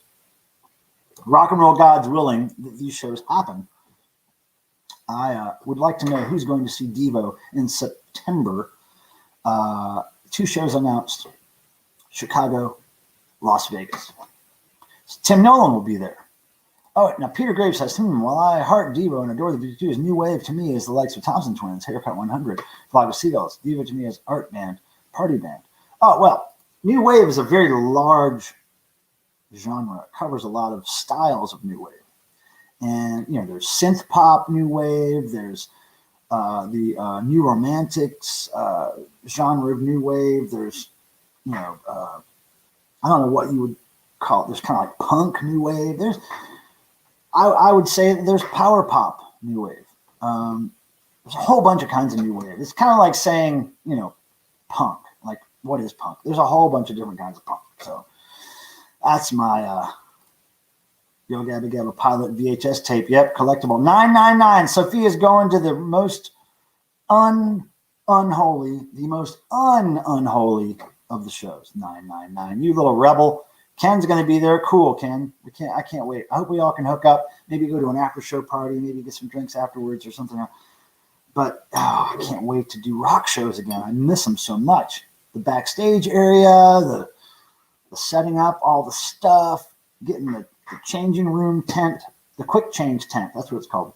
DEVO has to have a quick change tent on stage or very, very, very close to the stage. Usually it's on stage, behind the drum riser or to the side or wherever. And that's where I help DEVO change into their costumes, because they always have at least one costume change during most of their sets. So I can't wait to set up the quick change tent again. You got 5 chairs for each guy to sit down. You got all the costuming laid out on all the chairs, and I have a name tag on each chair. Mark, Jerry, Bob, one. Down the line. That's just what I do at these shows. You get into when you're on a real tour and you're doing like 15, 20 dates. You get into this cycle of doing that same thing every day, and it's just a beautiful thing. I miss it. So Christy's going to be there. Cool. No, Abnorm's not going. Alexander, you're not going to see DEVO. You crazy motherfucker. I wish you were. I wish you were going to see DEVO in Las Vegas or Chicago. Now, here's what I'm hoping, too. Now, this has happened in the past. I'm fingers crossed it'll happen this time. But typically when DEVO announces 1 show or 2 shows, it just makes sense to add a couple more on there if they're traveling around. I'm really hoping a couple more pop up for that time period of the year, but we'll see. Pardon me. Yeah. So, yeah, Christy, I can't wait to see you guys. Again, the offer still remains. You can come down and visit. I know we talked about it during the pandemic, during the lockdown, the biggest part of the lockdown. You guys are always welcome to come. Just give me a bit of notice so I can have the place ready for you, and we'll have a good time. And, yeah, but we'll see what the show or shows soon, and I can't wait. Hey, Andy! Oh, yeah. And got your record signed, Tim. I saw a photo of it happening. Cecil, that's the new puppet's name. That is DJ Lance Rock's new comrade there, Cecil. He looks pretty cool, too. Zep Pearl, he's going to go to the DEVO show in 69. Zep Pearl, are you actually going to Punk Rock Bowling and or Riot Fest? We may have talked about this on Jason's stream, but if so, I would love to see you there. Yeah, Tristan, yeah, DJ Lance's friend Cecil, yeah. They got pinback buttons and patches and all kinds of stuff with that guy on it. Whammy, kiss me, whammy, ho, come on, mammy, throw me that whammy. Yeah, Tim. Yeah, she did have a great time, and yeah, she got your Dickies record signed by Stan. That is cool. Okay, so Wayne says, haven't figured out between Vegas or Chicago. Probably Vegas, as Chicago's literally a battlefield now. Yeah, well, I'll see you there, Wayne. Punk Rock Bowling. It's going to be really cool. And everybody wish Ann a happy birthday. She just had a birthday recently. She turned 23. 23 years old. The beautiful Ann. Yeah, Ann, we love you. And, power to you. We'll see you Saturday, Ann. We're going to a little party Saturday. Me and Ian and Ann are going to a party. Zep Pearl, come to Chicago for Riot Fest. Stay because it was a riot and you got murdered. I'll be there, Zep Pearl. I will be there. If you're going to be there, I will see you there. David, what are you saying here? Let's see. David says, never been there, but Vegas seems like DEVO place. Well, Punk Rock Bowling is a pretty cool show. I've seen DEVO at Punk Rock Bowling before, and it was great. Omaha is between Vegas and Chicago. That makes sense, right? Maybe DEVO will do a show in Omaha.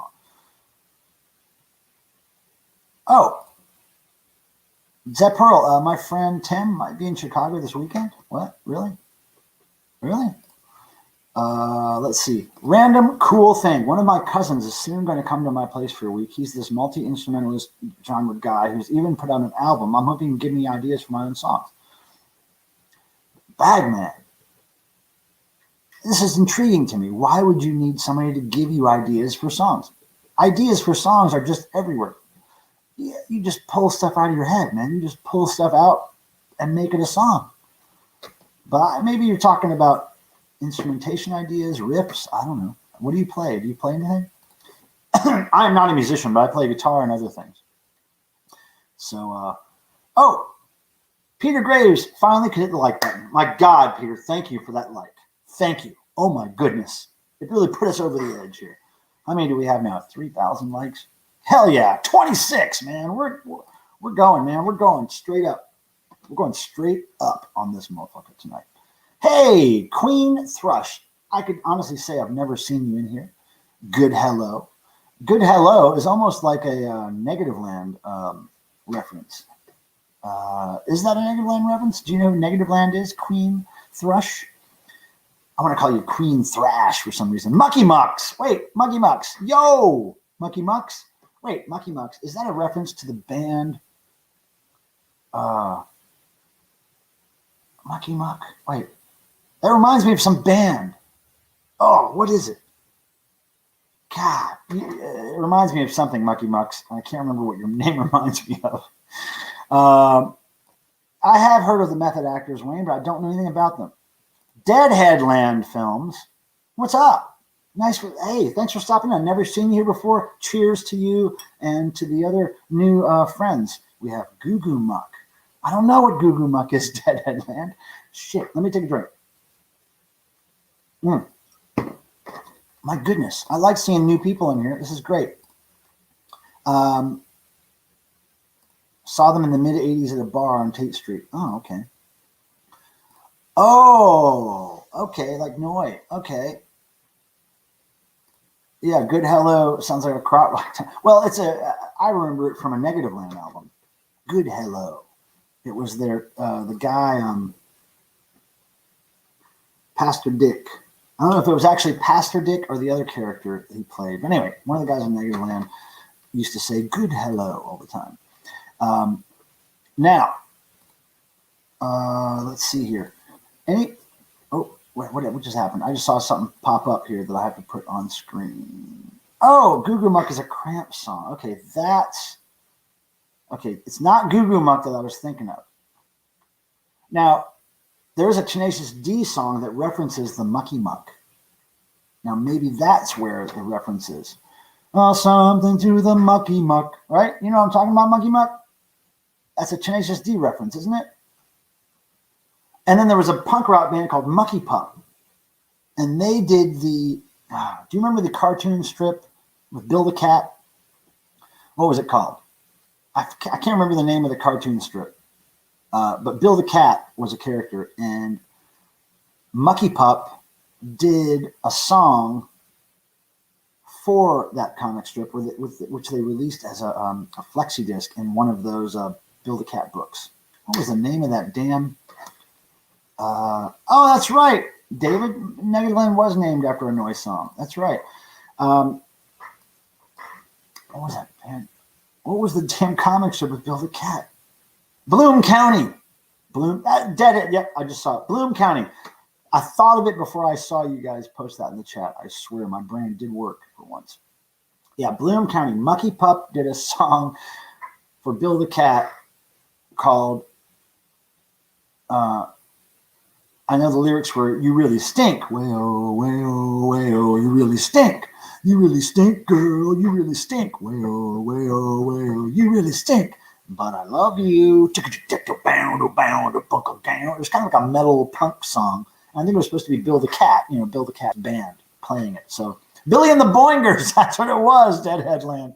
That's what it was. Billy and the Boingers was actually a band called Mucky Pup. They were a punky band, and that's what I know about them. Darren, you better catch Faith No More Saturday night at Riot Fest. Amazing live. I've never seen Faith No More. I don't know a lot about them. I remember when they first came out and they had that, that first singer. We care a lot about the Army, Air Force, Navy, and Marines. Remember that song? I think I saw Faith No More on that tour because I think they opened for the Red Hot Chili Peppers. I saw the Red Hot Chili Peppers way back when they were doing the socks on their cocks. And I think Faith No More on that tour opened for them. But all right, if I'm there Saturday night, Darren, we'll check them out together. Do a song for Fritz the Cat. Okay, Wayne, let's do it. Oh wait, Death Tongue. Wait a second. Wait. I just saw it and then it went away. Death Tongue. Is that another Bill the Cat, Bloom County band? I remember that from something. Death Tongue. What is Death Tongue? Derek Stinson. Nice energy dome, my friend. Nice to see you back here again. Thank you. Robert Benson. Exploited as a song called Mucky Pup. Really? Maybe that's what Mucky Pup was named after. Oh, man, we're really digging deep here. Wait, Chuck M. Who died, Hot Frog? Who's Chuck M? Who died? What is going on? Chuck M. Am I missing something? Correcting my post from an hour ago. The band I saw in Nashville was former Butthole Surfer. Was named We Are the Asteroid. Okay. Well, I've still never heard of that, but thanks for clearing that up. That's good. Okay. Tim is saying hi to everybody. Tim, just to let everybody know, Tim has been my friend since we were about, I want to say 5, 6, 7, 8, something like that. Known him for a long time. So we're still friends, and God knows how, but we're still friends. Now he's like my longest time friend, so that's why he's up in here helping me. 5. We were 5. Tim remembers exactly when we met. It was probably at a bar, and we were 5. It might have been at my mom's bar. My mom owned a bar. Chuck from Faith No More. Oh, he was the original singer, right? Oh, okay, right. Well, how long ago did he pass away? Recently? Oh, Billy and the Boingers became Death Tongue. Okay, right. I remember that from somewhere. Man, all this is like coming back. I haven't thought of Bloom County in so many years. Interesting story. I was in a band called Rabid Salesman, a punk rock band, and our guitarist, Lowell, who was kind of a biker guy, had his colors he wore and his motorcycle and everything. He had tattoos, and he loved Bill the Cat at the same time I loved Bill the Cat, and he asked me to draw a Bill the Cat tattoo for him, which I did. And he still has it, of course, because it's a tattoo and it's forever. But he has a Build a Cat tattoo that I drew, and I'm really proud of that. I think it was the first thing I ever drew that somebody got tattooed on their body. And then he got another thing I drew tattooed on his body, our little Rabid Salesman logo. So that was kind of cool. Wayne says, what? You saw MC5 downtown Raleigh right before COVID? Really? Oh, wow. One guitarist from Faith No More. Oh, checked out a couple years ago. Okay, wow. Well, I'm really glad I saw him perform. I remember it was great.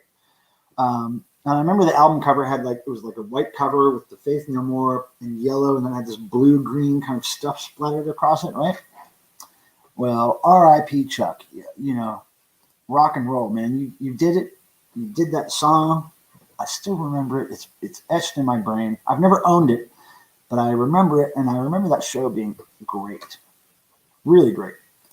About a year ago, Chuck. Oh, heroin. Wow, he was still doing heroin back. Oh, man. Heroin. Look, kids, I'm all for experimenting and having a good time, but stay away from heroin. I've never, everybody I've seen doing heroin has convinced me not to do heroin, right? So you don't want to do it. You don't want to look like people look when they do it. You know, honestly, I guess you probably might want to feel like they feel, because it must feel really good for people to want to do it that bad. But oof, man, not for me. Not for me. Mm-hmm. All right, we're God, I don't know. Can we finish this, you guys? What do you think? I don't think we have time to finish that. Damn it. We're trying though. Hey, look, I know that tonight I'm not really offering much to you guys in the way of content. I'm just kind of picking up on what you're throwing down here in the chat. But thanks. I really appreciate you being here. I'm having a good time. And if you guys want to hang out for a while longer, we can do it.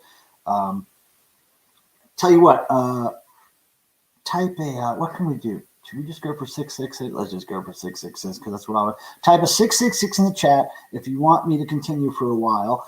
And Alexander wants me to drink more. Okay, so I will. Alexander, are you drinking with me? What's up? And are you drinking with me tomorrow too on the stream, on Jason's stream? That's a good question too. Dan, you're not late. You're right in time. Come on and join us, brother. Come on. Hello, Dan. Nice to see you. I've seen you here a lot, and I like you, and thanks. And so Peter Graves wants me to go. Sophia, what a creative way to type 666. Shix. It's like almost like German way of saying 666. Sophia, that may be your first tattoo right there. Shix. Imagine explaining that one to somebody. Well, it was how I spelled 666 in this chat. You know. Oh, now Abnorm's getting all fancy here. He's getting all fancy and geeky. Look at him go. 666 work over. I'm drinking some 50 by 50. All right, Dan. 7 by 7 says Jamie. Maybe 666 isn't your thing, Jamie. That's cool. You can type 777. It's all numbers to me. All right, so let's do this. I'm going to finish this right here, and we're going to pour another one. The blood of Jesus. Oh, Peter Graves says, I may have imbibed a bit when I was in Vegas. Well, isn't that what you do in Vegas? Let me tell you, every time I've been in Vegas for the past 10 or 15 years, luckily, I've been there with DEVO. And that means typically there's always free booze on the rider. So when I go to Vegas, I drink for free and I walk around, and my limit on gambling is $5. I'll spend $5 gambling, either on one of those machines or whatever. If I don't win anything, I'm done. That's it. That's just the way I roll. Or that's the way I don't roll. Yeah, so imbibed a bit. Oh, here, Darren. Mr. Bungle goes on before DEVO at Riot Fest during their thrash stuff. Oh, okay. All right. Yeah. Of course, I've heard Mr. Bungle. I've heard of them. I've heard their songs. I don't own any, but I think live, yeah, that'd be great. Now, who is the guy, the main guy, Mr. Bungle? What's his name again? Somebody? Pardon me, children, please. Do not use me as a role model. You should not belch like that on a live stream. Secret to Vegas is get a bunch of 50-cent pieces and play a slot every now and then, just enough to get the free drinks. Yeah, well, see, that's what I'm saying. I don't have to do that. I'm usually there with a rock band. Avoiding alcohol in the vaccine week. Smoke only 1 cig a day. Oh, you're supportive. I appreciate your support, Alex. And damn it, quit smoking cigarettes. Is that cigarettes you're talking about? Come on, dude. That stuff's horrible. There's nothing in that. You're young enough now. You should just stop. Just stop cold turkey. Just say, look, I'm an adult. I'm going to stop this shit. Mike Patton. Okay, that's not who I'm thinking of. I'm thinking of Primus. Okay, I'm thinking of Primus. Some reason I get Primus and Mr. Bungle confused. But Mike Patton, there's an interesting story about him. Mike Patton is a very versatile dude, from what I understand. He's got a wide spectrum of interests and weird shit that he does, right? Anyway, Mike Patton was the reason that a record called The Kids of Whitney High got reissued on CD and I think vinyl, but definitely CD. It's a weird record by a bunch of kids who are mentally handicapped. Is that the way you say it these days? And it's great. And the fact that Mike Patton kind of glommed onto this rare record that me and my college friends found, years before in thrift shops, he loved it so much that he got, I think, Rounder Records to reissue it on CD. And then those kids, the kids of Whitney High, these mentally challenged kids who did this great new wave pop music, they toured like little clubs, like punk rock clubs, from what I understand. So anyway, Mike Patton, great guy, does some cool stuff. I've always wanted to say hi to him. And Alex, you've stopped smoking 5 times. Do it a 6th time, dude. Just do it. It's horrible. It's a waste of money. It makes everything smell bad. Dude, just get it out of your life. Get it out of your life before you turn 40.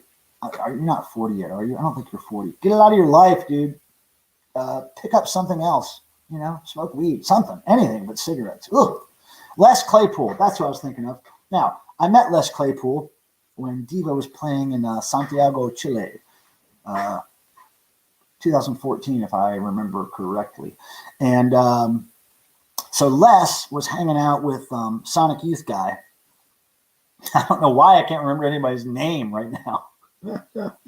Anyway, he's hanging out with the Sonic Youth guy, and they were like DEVO fanboys at this show. They were backstage because I think, their bands were playing somewhere, festivals at that time. And anyway, so they're standing at the kind of near the backstage area. Well, they're standing backstage on stage, kind of near the ramp that DEVO walks up to get to the stage. And there's footage of this on my YouTube channel of DEVO walking. And I think you might catch a glimpse of Les Claypool and the Sonic Youth dude sitting there or standing there. And I remember right before I started the camera filming the guys walking up, I leaned over to Les and the Sonic Youth guy. God damn it, I'm so dumb. And I said, hey, DEVO's coming up. And I gave him some I Threw Up stickers, these silly stickers that I make. And Les Claypool put it up to his face like, ooh, look, I threw up. So we had a good little chat about DEVO. We're both all big fans, all three of us. And so they were it was just cool to see Les Claypool and Sonic Youth guy just so jazzed to see DEVO walk up the stage. They were like little kids, it was great. Now let's go back to this. But back in Brazil, I used to buy Marlboros. Here in Europe, they have this roll it yourself, which for someone lazy and a strong incentive or something. Yeah, that's good, Alec. You smoke less if you have to make them yourself. That makes total sense. But yeah, just get, replace it with another thing that is not as stinky and expensive. You're going to really pat yourself on the back if you can kick that shit. Been listening to sort of quartet this week. SoCal band sounded like, I don't know what MKOTOB is. It's a little out of my radar there. Now, this is cool. Darren Zwengel says the kids of Whitney High actually opened for Mr. Bungle. Okay, so I'm not imagining that there was a connection there. Yeah, kids of Whitney High. Me and my friends discovered that because I think I found it on a record in a thrift store in college. And we immediately became huge fans. We memorized a lot of the songs. One of the songs called Insects was very Oingo Boingo because, this record came out in the 80s. So, very Oingo Boingo, some of that stuff, and new wave, and there's some pop music on there, some ballads, but all done by these kids who, in any other situation would not be able to make a record like that. So it's just beautiful that Mr. Bungle guy hooked him up and got him reissued. And Tiger Time, you are correct. It's not that I hate cigarettes per se. Cigarettes, they're their own thing. But I just don't like the way it makes humans smell. And I don't like that most humans who smoke cigarettes really don't want to. They'd like to quit, but they just can't. It's expensive. Like those cigarette companies, it just sucks that some drugs are legal and they're legal to push on people and to sell to people, and some drugs aren't. And it seems that the worst drugs are legal. I don't know why. Like cigarettes, God, you get so little out of that, I don't know. Cigarettes, no bueno. Yeah, I know. Let's all get our friend Alex off him. So, Alex, maybe we can offer you a gift for quitting smoking. Thurston Moore, that's who I'm thinking of. Thurston Moore, the Sonic Youth guy. Yep. Now, Thurston Moore, for years, had one of my I Threw Up stickers on his guitar. He had this really kind of well-known guitar with all these stickers over it. He put an I Threw Up sticker on there because a friend of mine who worked with Thurston on merchandise for many, many years, probably still does, he gave it to him. So when I saw Thurston at the Chilean show, DEVO show, I had heard that maybe a few months, a year before, that his guitar, his beloved sticker guitar, got stolen, which was heartbreaking, really. But I told him, hey, look, I heard about your guitar got stolen. I'm very sorry. And I said, here's at least the I Threw Up sticker that was on it.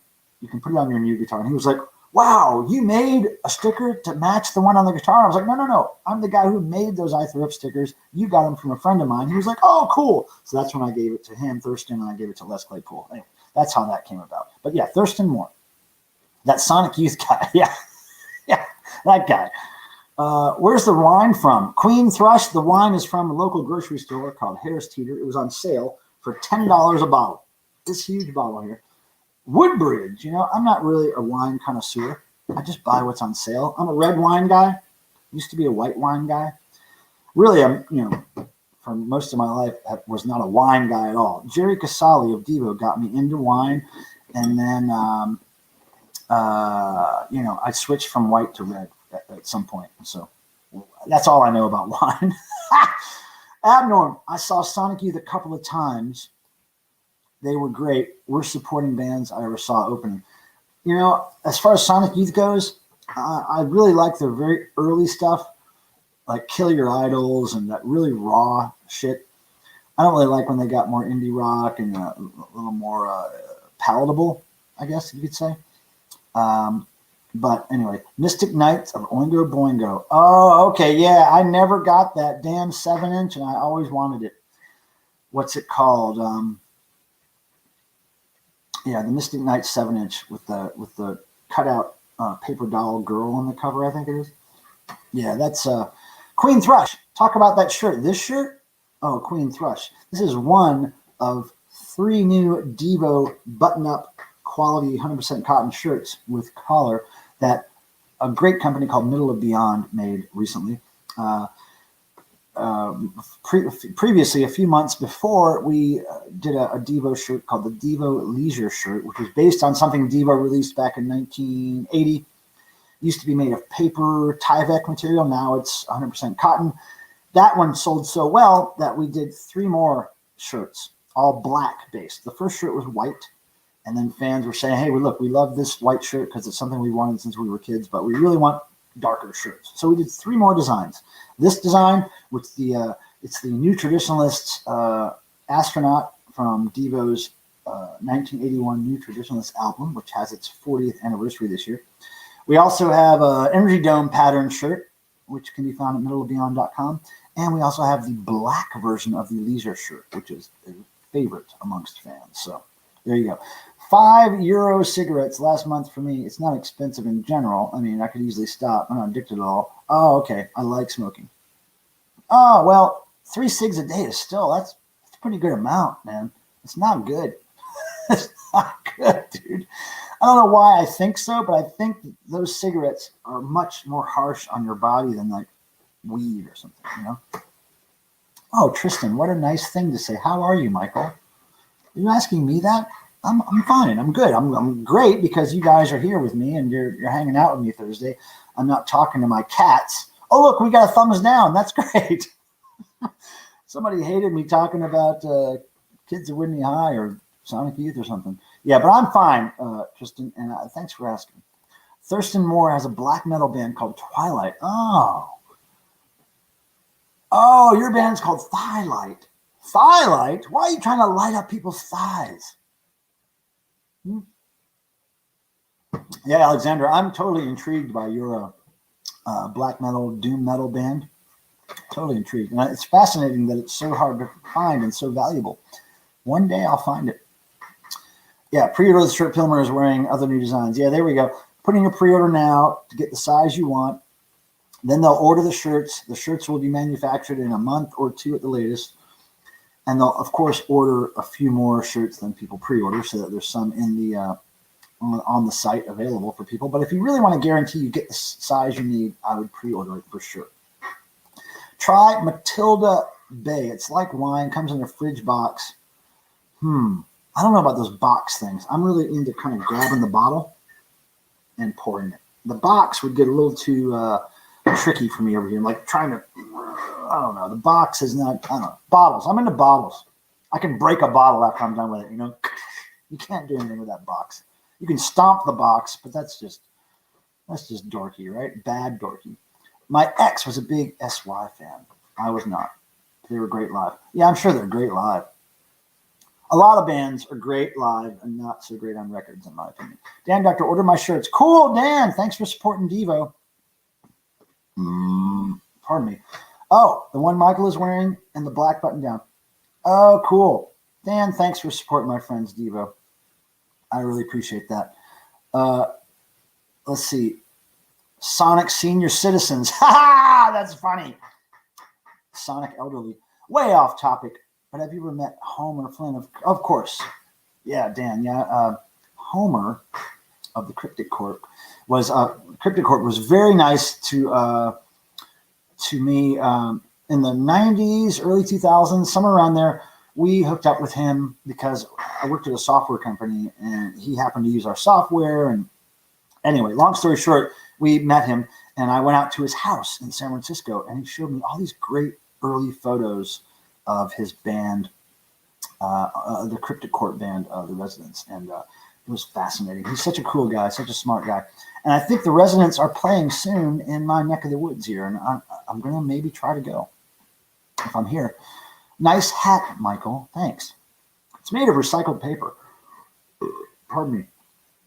And this hat was a gift to me by a former girlfriend many years ago. It wasn't this exact hat, but this style of hat.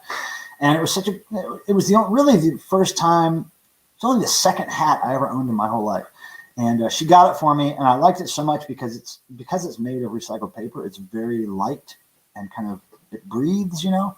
It's not a heavy hat.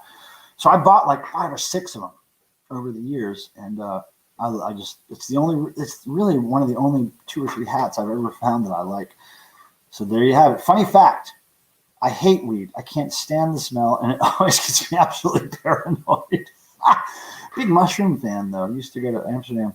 See, I'm probably the opposite. I did mushrooms a few times, and most of the time it was good. But one time I had this really bad, like paranoid, delusional, bad, negative experience on them.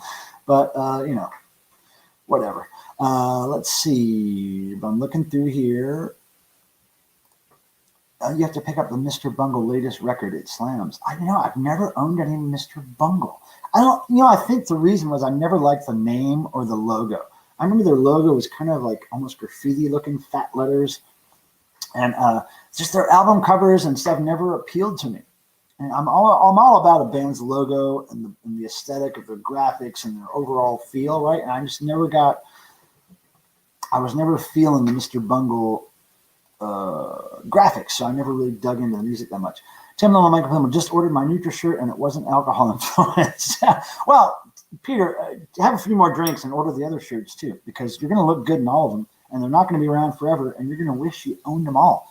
Because look, I don't wear anything but t-shirts unless I wear a DEVO button-up shirt, or actually any button-up shirt from Middle of Beyond. They actually sent me a satanic what do you call them? Baphomet button-up shirt, which I cherish. So, Yeah, but I'm like a t-shirt whore, you know. I'm addicted to t-shirts. Let's see here. I'm scrolling through. Oh, they re-recorded their 86 Thrash demo. Oh, I've never heard it, man. That sounds intriguing. Speaking of alcohol, how's chromium dioxide doing? Oh, what, did you donate some huge amount of money when you were influenced under alcohol influence? I don't know. I haven't heard from Chromium since last week. So hopefully he's working on getting his stuff all set up to entertain us more. Oh yeah, Cat's Cradle, Carborough, that's the resonance. Am I really far behind on the chat or something? Pinball Podcast was the only time I felt relaxed on the internet. I guess a sense of community. Oh, well, that's cool, Jamie. I was kind of thinking that it wasn't very interesting for people, but that's cool. Hats make my head itch. Only wear them when I'm not, look, I wouldn't have, if I didn't have to wear the damn thing, I wouldn't. Let's see, SIB was a warning song for bad trips. Swelling, itching brain. Maybe. Do you own any ties, Jamie? I own, I think, one tie. And it's interesting. It's a kind of skinny style tie, but it's made, get this, it's made of woven vintage cassette tape. It's all cassette tape. And of course, I don't wear it because it's awesome and I don't want to damage it, but I don't like ties. I never wear ties. I don't care if it's a funeral, wedding, business meeting. I don't wear ties. But I do own one tie that's made completely of, at least the outer shell of it is all woven cassette tape. It's just amazing. It's just like, they took the cassette tape and stretched it to make it taut, basically, and then just wove it like anything else. Weird, huh? I like cats, but I like kids too. Well, it's not that I've met kids that I like, but I'm just saying as a lifestyle choice, my dependents are going to be cats, not kids. It's just one of those things where I think basically it stems from my opinion that me making a child, like, who needs that? Nobody needs my human on the planet. There's no reason for me to make a human. There's already so many humans, and a lot of them turn out to be total shitheads. So it's like, I don't want to add to that. I just don't think my DNA is all that special to pass on to somebody else. I don't think my semen is all that special to make another human. I just think it's basically a more responsible decision for me not to have kids, for my personal life and for the betterment of the world, right? I just don't think that I should have them. But hey, a lot of people have a lot of cool kids. Look at Sophia, our friend Sophia. She's cool, really cool. 1979, DEVO Santa Monica Civic. Wow, on shrooms, Dan. Wow, I'd like to be in your head for that. That's great. I've never intentionally seen DEVO in any kind of hallucinogen like that. And I said intentionally. We need to improve our gene pool, so we adopted. Yeah, see, that's what Mark Mothersbaugh did. He adopted two unwanted children, and they have a great life now. In NC, the rule of thumb, dermatologist, is wear a hat or face the freezing spray for your... yeah, okay, well. I don't know what that means, but that, Elliot, I'm intrigued by that. It's going to make me think about that. We need to improve our... Okay, I got that one. What? What's that say? Wow, don't want to demagnetize the tie. Yeah, I know. Well, you can't play them, but you can wear the tapes that tie's made of. Dogs are people too. Dogs are not people, but they are really close. That's why I don't want dogs in my life as a dependent, because they're way too close to being humans, man. You got to take them out. They can't just go poop by themselves and take care of it. It's like a baby. You got to make sure you take it somewhere to poop or clean up its poop. You're always dealing with a dog's poop. The cats, man, the cats are great. They go in the little sandbox, the litter box. They cover it up. I put it in a bag every now and then with a little scoop. It doesn't even stink. The cat's poop doesn't stink. So it's like, oh, that's the way to go. I can't be somebody who walks a dog and picks up poop in a bag and carries it around with me. I'm just not that into poop, I'm just not that into poop. But I love dogs as long as I don't take care of them. Okay, so what are we doing here? What do we got going on here?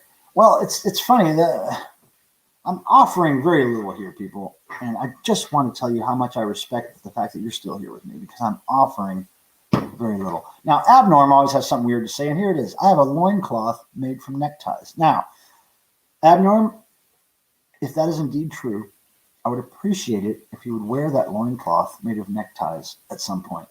Maybe at devotional. Maybe at the Thursday party at my hotel room. You know what I mean? Loincloth time. Social clothing, Alexander says, is only for weddings and funerals. I feel like I'm really far behind on the chat. Because we were talking about weddings and funerals. Anyway, I don't know where we are. The wine may start, it may be affecting me. Skin cancer on your head. Thank you, Elliot. Thank you for that kind. Thank you for that wish. I find it quite selfish willing to bring kids to a world we can't barely take care of ourselves. I'll stay from bees, birds, and that kids. Yeah, I mean, Alexander, it's just a personal preference, you know? It's like I decided that when I was 12. I decided, you know what? Kids, not so much.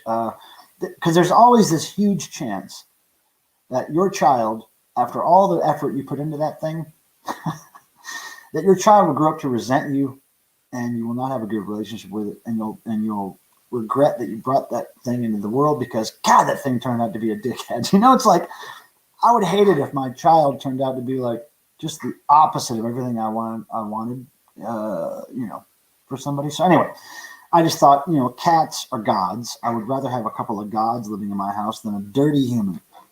But, you know, some people can deal with the dirty humans. I just couldn't. Humanity is not very humane. Understand the cat thing. Well, you know, cats and I just always had this bond. When I was in grade school and I was getting picked on and, you know, being called faggot or whatever, the cats in my neighborhood, the stray cats, my cats at home, all the cats that lived around there, when I was walking home from school or walking to school, they were always the living things that I could really connect with and have a positive experience with. Humans, not so much. I was always fighting with humans. I was always like trying to avoid humans. Humans were always giving me shit. I just like, hell with this human thing. Who wants to make those things? Because when you walk around and you know, 75 to 85% of the humans you meet are people you don't want to be around, you got to think, like, there's probably a high chance that the human I make is going to turn out like that. And no, I'm not with it. And also, I never thought I could afford to bring up a child or raise a human. I always thought that children were like having a very expensive car or a very expensive home that you couldn't afford. Like, and plus, it's a living thing, right? There's all this like heavy responsibility. And I was like, look, I don't think I'll ever make enough money to take care of more of just myself, you know, take care of myself and my cats. I will never be able to take care of a child and properly clothe it and feed it and put it in school and get it all the stuff that I want it to have. It's just no way. I'm not going to take that chance. And, you know, because if I took that chance and I couldn't provide for my kid, I'd feel really, really horrible about myself. And that's when I would turn to alcoholism and suicide and mass murders and stuff. So, yeah, let's not go there. I think I'd be a cool father, but just imagine buying diapers instead of records. Sounds like living hell. Well, I mean, you know, bless the people that think they can take that challenge on and then raise somebody like, you know, turns out like Sophia, right? Amazing. But the chances of that happening are slim, I think. So weighing those chances in my head when I was 12, I had to make a decision at the end of my life. This is what it's going to be. No kids.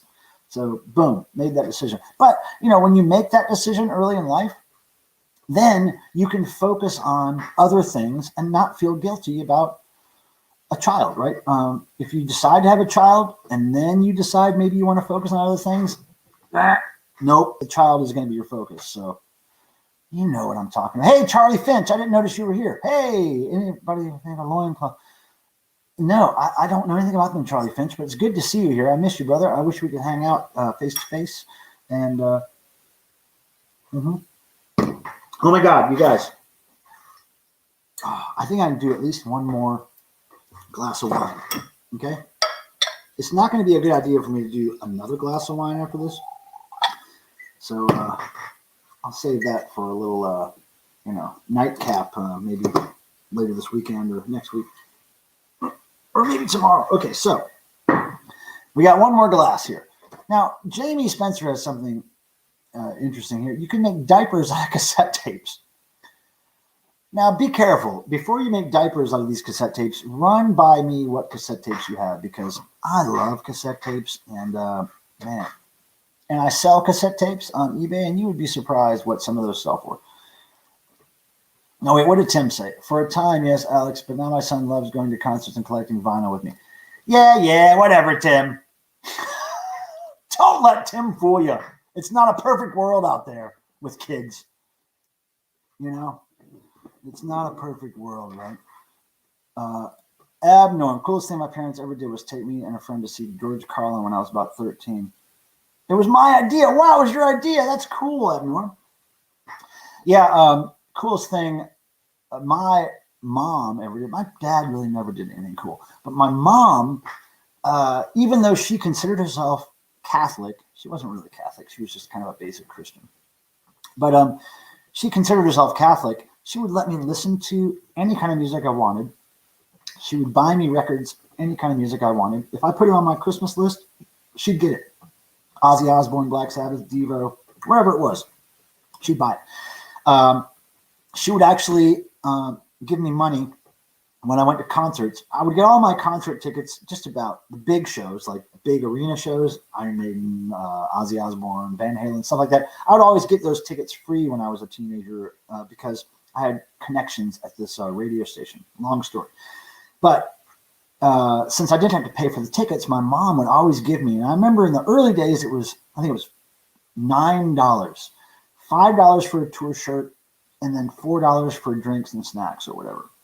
And then I remember when tour shirts went up in price, and then the jersey, like the 3/4 sleeve jersey, I think that was like the $9 expensive shirt, and there was the $5 short sleeve shirt. I would end up spending every bit of money my mom gave me on that jersey shirt and end up not drinking or eating anything the whole time I was at the concert. But can you imagine like tour shirts being $5 and $9? It makes me sound like a dinosaur, right? But it really, really was a good time to be alive and going to concerts. Man, got lucky. 777, 3 kids, and all great spuds and all DEVO fans. Yeah, it can turn out.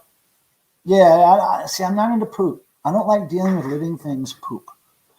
It's just not in my wheelhouse, as they say. I'm not a poop guy. I don't like it. I leave it to somebody who can handle that shit. Literally. I don't like it. And you know what? I just never felt confident that I could step up to the plate, raise the child, mostly afford it.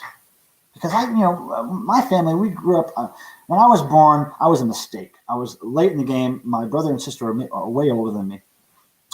And I was late in the game. I was a mistake. So by the time I was born, my family didn't have a lot of money. We were on welfare. I remember food stamps. I remember wearing hand-me-down clothes all the time, ill-fitting, high-watered jeans when I was a kid. So when I was 12, when I made this decision in my life, no kids, all I could think of was like welfare, food stamps, hand-me-down clothes. I was like, there's no way I want to put my kid through that. If I have a kid, I want to be able to get it everything that, I want to be able to spoil the thing, right? And also name it whatever I want. And that's a big thing. If I was going to have kids, if it was going to be a boy, it was going to be, I can't remember the boy's name, but I remember 2 girls' names I was going to use, Shasta and Vaccine. I loved the girl's name Vaccine. I always wanted a daughter named Vaccine and Shasta. So I picked 2 girl names before I decided I wasn't going to have kids. It'd be cool if they made tapes out of diapers. Maybe that could, Alexander, if we do Baby Food Festival band, maybe the first tape we ever make can be made out of diapers. My mom and dad took me to see Floyd Kramer and Boots Randolph at Dorton Arena. Wow, that's cool. I'm not even familiar with Floyd Kramer and Boots Randolph much anyway, but it does sound cool. I don't have lots of poop in the cat boxes. I take the poop out. There's a couple of poops, I take them out. There's not lots of poop. There's just 2 cats. They poop very little. It's mostly big pee bricks. Like, the pee goes in the cat litter and it clumps up into a big lump. That's mostly what I'm pulling out of there. My dog poops outside. Yeah, but you got to take it outside. And if you don't take it outside, it poops inside. I don't like taking things outside to poop. I give them a place in here to poop. They poop in here. Done. Why can't dogs do that? Just take the dog to the box and go, look, poop in here. Dog's like, duh, whoop, and poops somewhere else. It's like, come on, dog. You're too much like a stupid human. Why do I have to take you outside to poop? Poop in here. You live in here, poop in here. Gross. Yeah, dogs are gross. No, actually, favorite dog I've ever met is my former neighbor, who's still my neighbor in my heart. Bradley has a great dog named Hurley. Best damn dog I've ever met in my life. He's like a cat dog. He's totally quiet all the time, so well behaved and so sweet. Shasta Pilmer would be a good person, and so would Vaccine Pilmer. Vaxie, I'd call her. What's up, Vaxie? I mean, I think Vaccine sounds like a great girl name. Saw Village People at the Dorton Arena. What year was that, Wayne? I saw the Village People, but it was way late in the game. Kind of a cheesy, kind of like some kind of corporate show they were playing. But I happened to get a part-time job just for that one show, part-time job doing whatever I could at the show to get in free. I can't remember what it was. Maybe I was seating people, or maybe I was just, I don't know what I was doing, but I got in to see the Village People. I love the Village People, by the way, everybody. If you don't know, I collect the Village People. I love them. And I actually listen to the Village People quite regularly. And that might be shocking, but damn it, I'm a Village People fan. Okay, let's see. Jamie, there's two Jamies here. And the two Jamies always come up with great things to say. In reference to parents, my dad is a space age pop cult figure. Wait a second. What do you mean he's a space age pop cult figure? I might know who your dad is. Jamie Spencer. Who is your dad? Isn't Vaccine an X? Yeah. Close. Exine, but not Vaccine. I don't think anybody's named their child Vaccine yet. Tim says, Michael had a cat when he was young named Blackie that pooped in the toilet and flushed. Yeah, that's true. That's true. My cat, Blackie, I want to say she was named after Blackie Lawless, but it was way before Blackie Lawless existed. Blackie Lawless of Wasp, of course. Anyway, my cat, I don't know how she learned how to do this. It wasn't like we trained the cat how to do it with one of those kits where you can train a cat to poop in the toilet. I think she just saw us doing it. And she learned how to get on the edge of the toilet and pee and poop in it. And then she would scratch to bury it like cats do, but she would hit the flush thing. I was like, it blew my mind. It blew my mind. And she was a beautiful, beautiful girl. Booze was a saxophonist and Floyd piano player. Kind of country pop, easy listening. Boots. Boots Randolph. Okay, right. Yakety Sax. Okay, right. I know who that is now. Thank you, Elliot, for clearing that up for me. Thank you. Bob Thompson. Wait, that name is familiar, Jamie. Bob Thompson. I'm going to write that down and look that up after the stream because I'm intrigued now. And I hope you come back and see us again. Jamie, I'm going to write your name down, Jamie Spencer, because I want to look this up later, and I know if I don't write it down, I will not remember. So there it is. Cool. I'll look that up. Pardon me. Choking on the wine a little bit. Yeah, Exine. That's her, Wayne. X. Now, this is amazing to me that people aren't dropping off the stream like flies. There's still people watching. And I'm doing my best to drink this wine, everybody. And Charlie's doing his best to stay awake. Stay awake, man. I know you're not really working tonight, but at least stay awake. Jeez. God. Do you still work? Hold on. Oh, yeah, that toilet still lights up. This thing is so old, you guys. I built this 30 years ago, maybe. 35 years ago. How can I be alive this long? I can't believe I've lived this long, you guys. How can I be holding this thing that's 30 years old? 30 years? Yeah, that's weird to think about. Look up. Oh wait, my childhood cat was Emily. She had loose morals. I lived her over 4 months. Man, it got hard to give them away. Yeah, you got to get those things fixed, man. You got to get the kittens fixed because those cats don't really want to make all those babies. They're just following some kind of genetic imperative. They don't really want to have babies constantly. So fix them up. 1985, Subgenius Devival. Mark Mothersbaugh and Bob Dobbs mask. Oh, you were there, Dan? Nice. Yeah. Mark Mothersbaugh has told me some great stories about working with those guys in the Church of the Subgenius and having fun with them and showing them around Hollywood. And yeah, great stories. Wow, we've really talked about a whole bunch of topics today. Thanks to you guys in the chat. You've really been leading this thing, and I'm super appreciative of that because a lot of times I show up here on Thursdays. I got a couple of things I can mention to you guys. I already went through my whole list here, and if it wasn't for you guys bringing up nice stuff here in the chat for me to answer and talk about, we'd be lost. We would be lost. It would just be me sipping on wine, looking at old inoperative. He's not inoperative, but he's just not busy right now. He's just chilling. It would just be me and him talking about nothing. We're not even talking, just staring at each other. Like, can you imagine a stare off with Super Chat Charlie? I'm going to try this right now. Oh, he's going to win. Oh, he's going to win. Oh, I had to blink. He wins every time. Every now and then we have these staring contests. Over the last 30 years, I probably had, I don't know, 15 staring contests with him a year. So do the math there.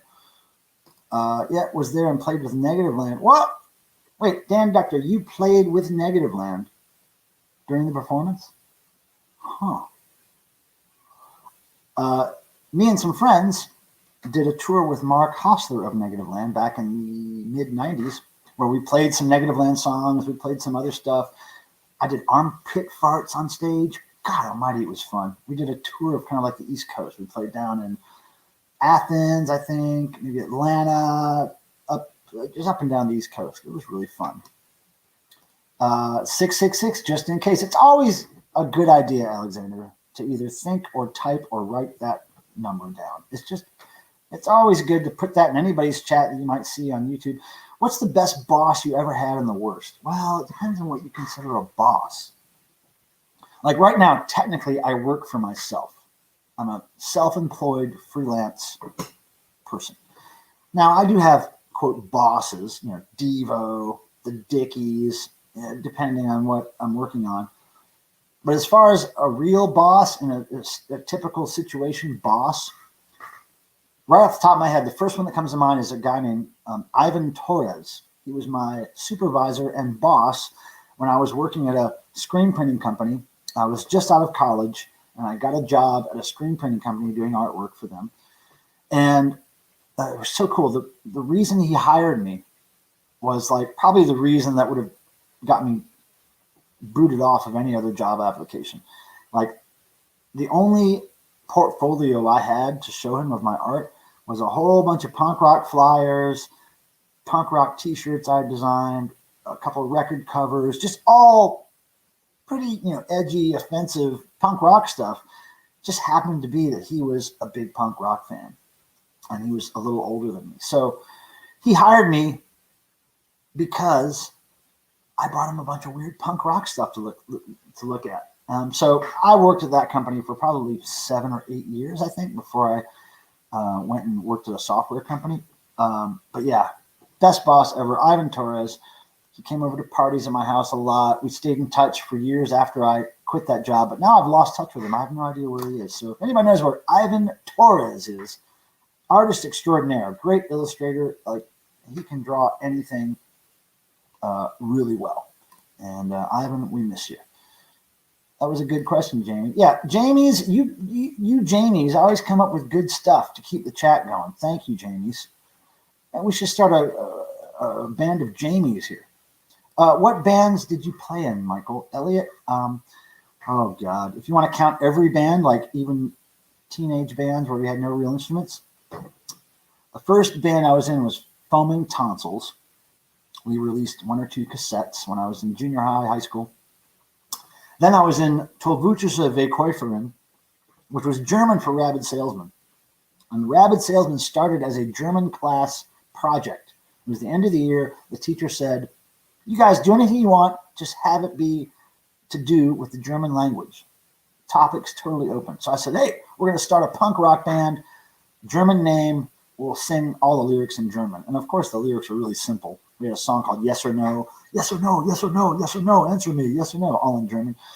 You know, we had a song called Blood Fart, which is in German, Brutsfarts, I think it was. Anyway, we did like 5 or 6 punk rock songs, horrible punk rock songs. We got an A+ on the project because our teacher loved us. So then we decided, well, let's just make this a real band, and we'll call it Rabid Salesman instead of Tollwuchers of Wiederkäuferin. And that's how that punk rock band started. So after Rabid Salesman, then I started a band called Silica Gel, which was Rabid Salesman was punk/rock. Silica Gel was industrial noise, experimental stuff, kind of like Negative Land, Severed Heads, Skinny Puppy kind of stuff. And then after that was Crapper Keeper, which was like a really weird, way left of center, offensive, childish, taboo, ridiculous band that used a lot of wheelchairs, walkers, crutches, costumes, noise, repetitive tape loops, guitar. It was just a plethora of, it was a mess. It was a mess, Crapper Keeper. And then I was in Thor and the Ass Boys with Thor. It was a punk rock side project of Thor, the heavy metal singer. Played with him a few times, did a couple of records with that. And I was in a band called Banana Twins, which was kind of like an even, almost a weirder version of Crapper Keeper as far as audio went, as far as the songs went. We didn't perform out or anything, but Banana Twins was kind of a studio project, weird stuff, repetitive, irritating. Charlie Finch knows some of these. Charlie Finch knows Rabid Salesman and Crapper Keeper. The fact that you know who those are, you know, it's amazing to me, and I love that, Charlie, that you remember that stuff, that you want to remember that stuff. Is amazing to me. You guys, I've been putting down this blood of Jesus tonight like a champ, and I'm feeling it. It feels good. It feels good. Hey, I'll start putting some random Pile Drivers lyrics quotes in here for no reason. Oh, now, Alexander, I got to tell you, that Pile Driver record, whew, man, it was very dear to my heart. And, you know, and this, I hate even bringing this up. But, you know, there's sometimes where there's a song or a record you really love, and that somehow it gets attached to who you're dating. And then when that relationship ends, you can't listen to it anymore. That was the fact with that Pile Driver record, because I was dating this girl for a long time, and she was able to memorize, I can't remember if it was Sex with Satan or I can't remember what song it was, but she learned it and performed it on stage with a friend of mine's band once, and it was just so beautiful. And then when we broke up, I couldn't listen to that Pile Driver record for years, but now I can. I'm over that. But yeah, Pile Driver, old Piley, the exalted Pile Driver, he's great. I'm a big fan of Pile Driver. I have 2 Pile Driver records. Well, I don't know if they're both on record. I think they might be on cassette. But anyway, Pile Driver, yay. Oh yeah, Tim Nolan. He's not so sure about Crapper Keeper because that's, you know why? Because he's not sure about himself. Okay? You know what I mean? Like, he's not sure about Crapper Keeper because Crapper Keeper spoke to him so much that he wanted to deny the fact that he understood Crapper Keeper. So I understand where you're coming from, Tim. You know, Rabid Salesman's way more palatable and mainstream than Crapper Keeper. So we got you, Tim. We got you. You're scared of the underworld. I understand. He's scared of the underworld, and that's because it's a dark place. It's a dark place. Now, Dan Duchter, bosses suck. People think the film Office Space is a funny movie. Look, not all bosses suck. Now, wait. I don't want to get dirty, but you can't always give sucking a bad name. You know, bosses can suck in a good way. Now, there are ways to find good bosses, but the best way to find a good boss, you know what? You know what it is? Work for yourself. Figure out a way you can work for yourself. Be a freelancer. Be somebody who reaches out to people who get paid for certain jobs, and then you go away from them and you go do your own thing. You don't have to have a boss, and you know, you can be your own boss. It's just a matter of making sure that you say, this is what I'm going to do, and this is what I'm going to focus on. I want to be my own boss, and then just do it. Curling, badminton, or miniature golf? None. Racquetball is the closest that I could come to there. I used to play racquetball when I was junior high school. And the only reason I played racquetball, because I'm not a sports guy at all, couldn't give a fuck about sports. And I'm not competitive at all. The least competitive guy you'll ever meet in your life. Couldn't give a fuck who wins anything. Don't care about points. Don't care about that. But now, racquetball was a thing for me because at some point in the 80s, our local phone book in Charlotte, North Carolina had all these coupons in the back of it. And one of them was for free racquetball games at this really expensive, highfalutin racquetball place or sport place where all the rich people went and play things, right? So me and my ghetto friends, we would go around all the payphone booths in Charlotte, North Carolina, rip out all the racquetball coupons, and then we would go, I think for like a whole summer or maybe 2 summers, we went to this place for free with these coupons. We bought our little rackets and we bought some balls, and these little ghetto punk rock heavy metal kids were in this place playing racquetball. Didn't know the rules, didn't care. We were just whacking these balls around these rooms. It was so fun. And when the coupons ran out, so did my racquetball playing badminton days. Wayne has a good point. The more windmills, dinosaurs, and rockets, the better. I agree with that. I have a great boss. That's great, Ken. I mean, that's great. The true Pile Driver only has 2 albums. Yeah, I know. Their new phase is fake. It's fake, but it's still good that they're continuing on the spirit of it, you know? It's great. Yeah, you know, anytime somebody wants to make something happen like that probably shouldn't really happen, I'm all for it. I'm all for it. And old Piley is nice. He's a friend of mine on Facebook. He's a good guy. I've never seen Pile Driver either version. I've always wanted to, but I just was not that lucky. Pile Driver kind of reminds me, just because of the aesthetic and the kind of the humor factor in it and the over-the-topness, it reminds me of The Great Cat, how The Great Cat presents herself, which I'm a big fan of The Great Cat for decades. So Pile Driver and The Great Cat, that would be a good matchup there for a tour, I think. So yeah, I keep waiting. Here's what I'm doing, guys. I'm drinking this wine. I'm looking at the time and I'm going, all right, well, certainly people are starting to drop off the stream. And I go look at how many people are watching, same damn number or a little more than they've been watching the whole damn 2 hours and 17 minutes. It's like, what do I need to do to get you guys to stop dropping off? Not that I want you to start dropping off, but I'm just saying, I keep looking like, oh, maybe it's a good time to wind up here and wind it down. But no, it's not, because there's still people watching. I thought it was a studio band. Do they perform live? Oh, Pile Driver?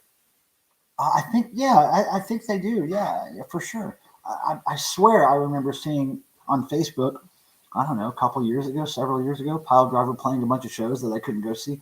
So, yeah. Has anyone seen the official RSD tuner poster? No. I've never seen it. Is DEVO on it? Because I got to get it if DEVO's on it. Derek. Yes. 666. The number of the beast. Whoa. And I can't remember the exact lyrics to Number of the Beast by Iron Maiden, but I dig it. When that song reared its ugly head into society, there's a lot of churches and religious people back then warning against rock and roll. And if that didn't give them fuel, I don't know what did. I mean, that was like really in your face, trying to be satanic rock. And none of the guys in Iron Maiden are Satanists, I'm sure. I'm sure of it. Like, they're just not that type of band. But the imagery and the theme and the song, it was just so over the top for people back then. I love the splash it made. Jamie Spencer says, I like when you play the baby monitor. Any more mutant sound makers in your house? Oh yeah, I got a few things. Right here at my fingertips, I have this Korg Monotron? Yeah, the Korg Monotron, which is really great, which Mark Mothersbaugh of DEVO gave me with the promise that I would use it to make music with specifically my band Silica Gel. And I don't know if we've ever actually used this yet to make music with Silica Gel, but we will. But it kind of became my YouTube friend, my little toy. So here we go. Let me turn it up here.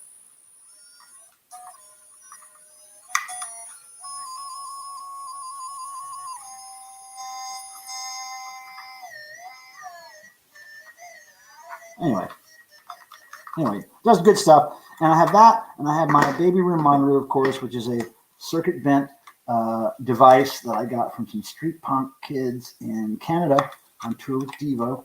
I love those kids. Jenna, if you're out there, I miss you. I wish you would contact me to let me know how you are. Jenna and her friends presented me with this great circuit vent baby room monitor. All of these punk rock spikes that are glued to it are touch sensitive, so you'll see. And I'll keep the volume down so I don't scare your cats and dogs. But so when I touch it, hold on.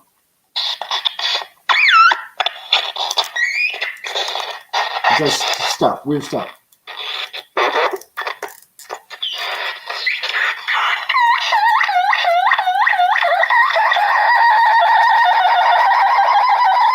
Isn't that great? It's like having a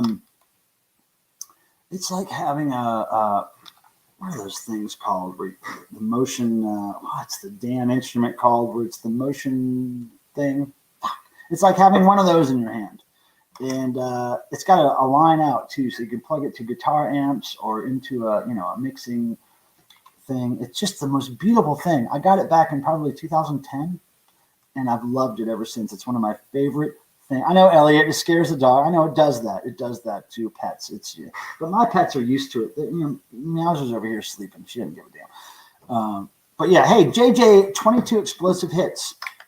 Your my entry into your contest is coming soon, my friend. So be ready for that. I'll drop that certainly before your contest ends. So yeah, JJ, 22 explosive hits. This kid's really into K-Tel records. So if any of you guys want to chat about K-Tel records or look at videos about K-Tel records, go over to his channel. He's just starting out. Theremin, that's right, Tim Nolan. This is like having a theremin in your hand that you can touch. It's just the coolest thing, one of the coolest things I own. If there was a huge disaster, a tornado, something coming, and I had to grab things that were most important to me, this would be one of them, I swear. I'm not even lying. This thing can entertain me on a desert island. I can just sit here and go. Wait, I'm going to make it loud for a second. Oh, my goodness. God damn, it's so beautiful. And it gets loud. That's not even the full maximum volume. This thing gets loud. If I could have 10 of these, I'd love that. But who knows how they did it? I don't know how to circuit bend stuff. I'm too dumb for that. But those punk rock street kids, man. Jenna, you and your pals, you made my life very happy. And I wish to see you again. K-Tel commercials were hilarious. Oh, of course they were. Yeah. Oh, no sweat, JJ. Yeah, we got you, man. We're gonna do your contest. So JJ has this great contest on YouTube where he just asks people to spell the word K-Tel. And JJ's not really a kid. I keep calling him a kid, but he's not a kid. JJ has this contest where he just wants people to spell K-Tel with records from their collection, like pull out a record that starts with K or a band or whatever, T-E-L. And so I'm going to do that for him very soon. Did anyone else rip off Columbia House? I never took advantage of those club deals. I don't think I trusted them. I don't think I actually trusted you can get all those, releases for a penny each or whatever they were advertised. I just didn't trust it. Pardon me. I had to get that out of me. But I guess there were people who paid a penny for 12 albums and then never ordered anything else like they should have. I think you were required to order things at full price after that, but there were a lot of people that just bailed on it. And they couldn't really trace you back very easily. The company couldn't go find you and charge you what you owed them. You just bailed, right? But I didn't do any of that stuff. JJ20, K-Tel and Ronco started me collecting records. Yeah, Tim, my friend Tim actually collects those. When we're thrifting sometimes, I'll pull out a K-Tel record and hand it to him because I know he'll probably want it. So yeah, you and Tim have things in common. Hey, chick, you're still on. Yeah, so you walked to the corner store, found a pallet with wheels, pushed it home. It was loud. Chick, next time you're in a situation where you're hearing a loud noise, can you please record some of it with your phone? We may use it on the next silica gel recording. I'm really into noise. So you push that cart and make some noise sometimes, record it with your phone, just send me the MP3 or the WAV file or whatever, because I'm into it. Yeah, I'm still on, chick. It's amazing. I keep thinking about maybe shutting it down, but when I look at how many people are watching, it's always like more than I expect, right? So let's see, I'm going to refresh it. It's the same. It's just weird. I don't understand why people are watching, to tell you the truth. I mean, I'm not offering much right now. JJ says, I collect American and Canada. Oh, just those two specifically, huh? Oh, damn. I like that, chick. Hey, chick, you know Hot Frog, right? Because you're from the drama community, right? Basically, chick. That's where I know you from. You know Hot Frog and what other? Do you know Holly? Holly Undead? I'm just trying to make sure I understand.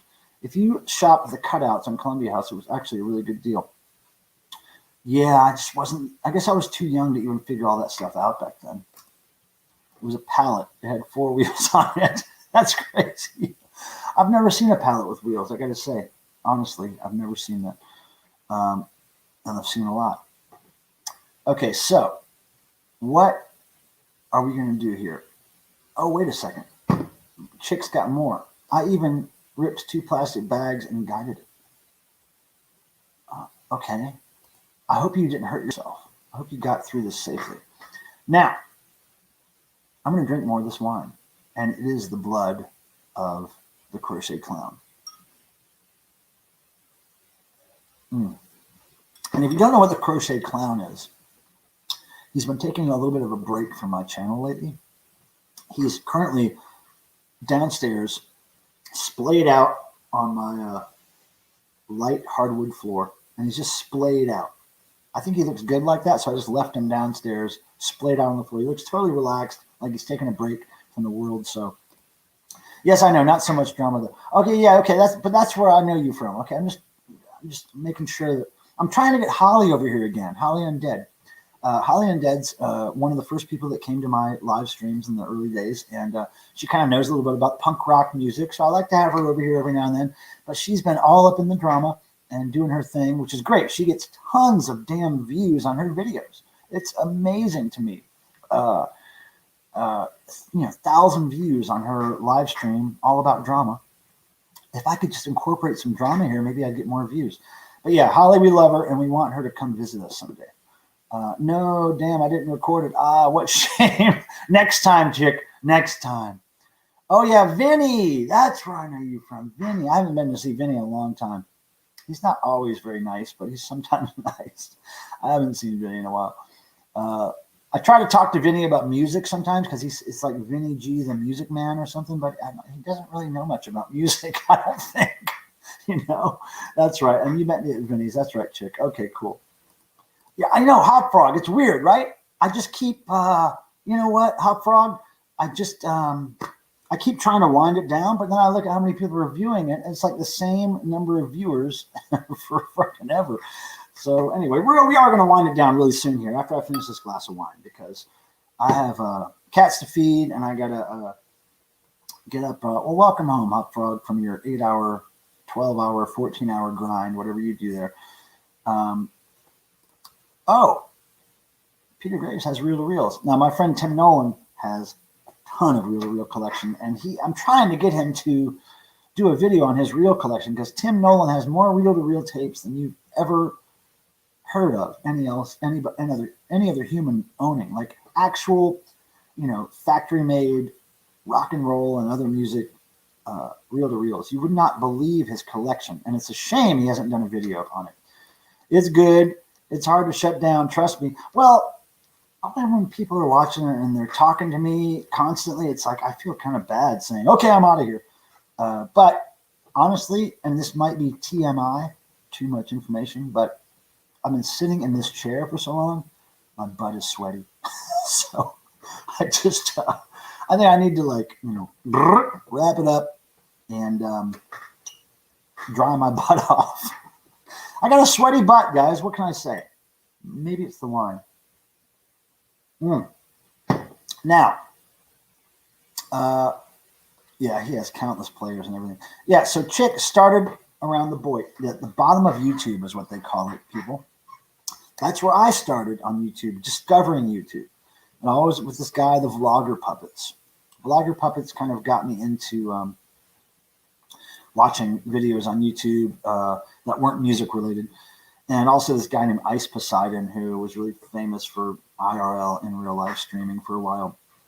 I never really had a relationship or met him or anything or knew him, but I watched his streams and learned a lot about what goes on YouTube through that guy. And did I ever tell you I wrote More Than a Feeling when I was 15? What? What are you talking about, Frog? Who's been drinking, me or you? Yes, Vlogger is funny. I love Vlogger Puppets. I haven't watched him in a while. I've been kind of remiss. I haven't been keeping up with all of my YouTube channels that I follow, because with this vinyl community thing, I'm following more and more channels now, and it's really hard to keep up. 2 days later, I heard Boston's version. I was really disappointed. Really? Do you have your version on tape anywhere? Maybe you could sue them. Okay, I got to admit, that's a guilty pleasure for me, the first Boston record. I mean, I know a lot of people in my little punk rock metal new wave community have no love for Boston, but that first record, damn it, it's great. And I didn't discover that first record till way late in life, the Boston record, way late in life. But I dig it. I dig it. Anyway, Vlogger. Oh, yeah, Vlogger's always dipping into drama, Chick. That's what he does. That's why he's part of the boy. I mean, his whole thing is based on,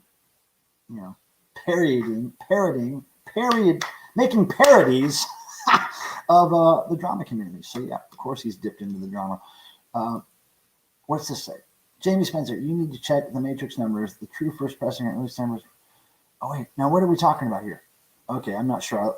I like music people the best. Chick, and we appreciate you being here. I wish I could do the drama stuff like those people do, because they're, a lot of times their views are off the chain, and it's crazy. The audience they attract with drama is I can't figure it out. Is it like all middle? Is it like all housewives or something? What is it like? What is that made of? I think it's still. So they're talking. Tim and Tecker Time and Jamie. They're all talking about music stuff. There we go. Oh, okay. I got you, Hot Frog. I got you. Huge. So my entire life was based around music. Me too, Chick. Music was always what saved me from whatever horror I was going through at school or family or, whatever. Music was always there to save me, and it still saves me. Now, I think the time has come, everybody. I'm going to drink this, and we're going to say salut, because I'm going to be at this stream tomorrow night with my friend Low Noise Jason Skills and my other buddies, Alexander, Dr. October, Ryan Kidd, Vinyl Richie, all these little punk rock, heavy metal people who gather over there for a Friday night stream at 7 p.m. EST. I'll be doing that with them tomorrow. We're going to be showing some vintage rock and roll t-shirts, and we're going to be trying to trade some vinyl and CDs and cassettes and stuff. So music is medicine. That is true, Jamie. Hop Frog, hey man, thanks for stopping in during work and after work. You're a brilliant, brilliant human, and I owe you, as usual. I owe you. People, I want to tell you, Thursdays are important for me, and it's important that you guys are here with me, and I appreciate the hell out of it. I don't know what I'd be doing if I didn't have you guys to talk to every Thursday. I'd probably be talking to this guy. He's Super Chat Charlie don't talk very much, because, his mouth is just a Xerox piece of paper, if you don't notice. Okay. So we love you guys. Peter Graves, Alexander, Tim, of course, Hot Frog, Sophia. I know you're probably not here anymore, but all you people, we love you from here. Now, what I'm going to do is I'm going to drink this quicker than I should, and then I'm going to, oh wait, hold on. I missed something. Chick said something. Oh, Chris Cornell mic stand is in my kitchen. Oh my goodness. Okay, let me get back to this. Okay, he handed it to me towards the end of an Audio Slave show in Boston. Security didn't like that. That is so cool, Chick. Now I've got several things like that. I've got iron bars that Thor bent on stage that he's handed to me off stage. Of course, guitar picks, drumsticks. I got all that shit around my house. So I appreciate that shit. Thanks for being here. Thanks for interacting with us on a music level here. And all right, so what I'm going to do is I'm going to drink this quicker than I should. And then I'm going to leave you with, if everybody's okay with it, can I, 666 in the chat, if I can leave you with some circuit bent Fisher-Price baby room monitor noise. And I'll try not to make it very, oh, of course, Sophia's still here. Thank you, Sophia. We love you. Do now for the future to you and Christy. Rock and roll gods. All right, so here we go. Drinking this, making some noise. Ready? Here we go. And we got 166 in the 666 in the chat for the noise, so that's all I need. Here we go. This is my body. This is my blood. And this is Super Chat Charlie. Here we go.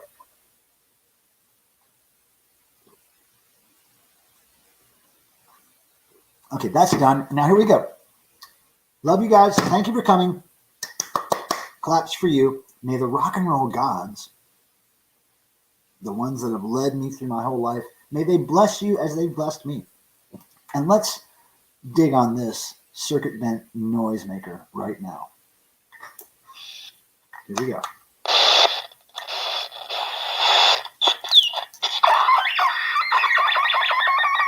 Oh, yeah.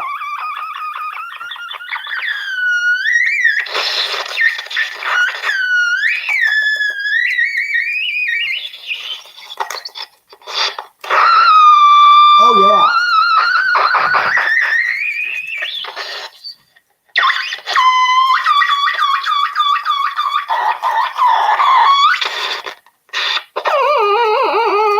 Oh, yeah, that's good. That's good. All right, you guys. Do now for the future. Oh, yeah. Later. Till next week. See ya.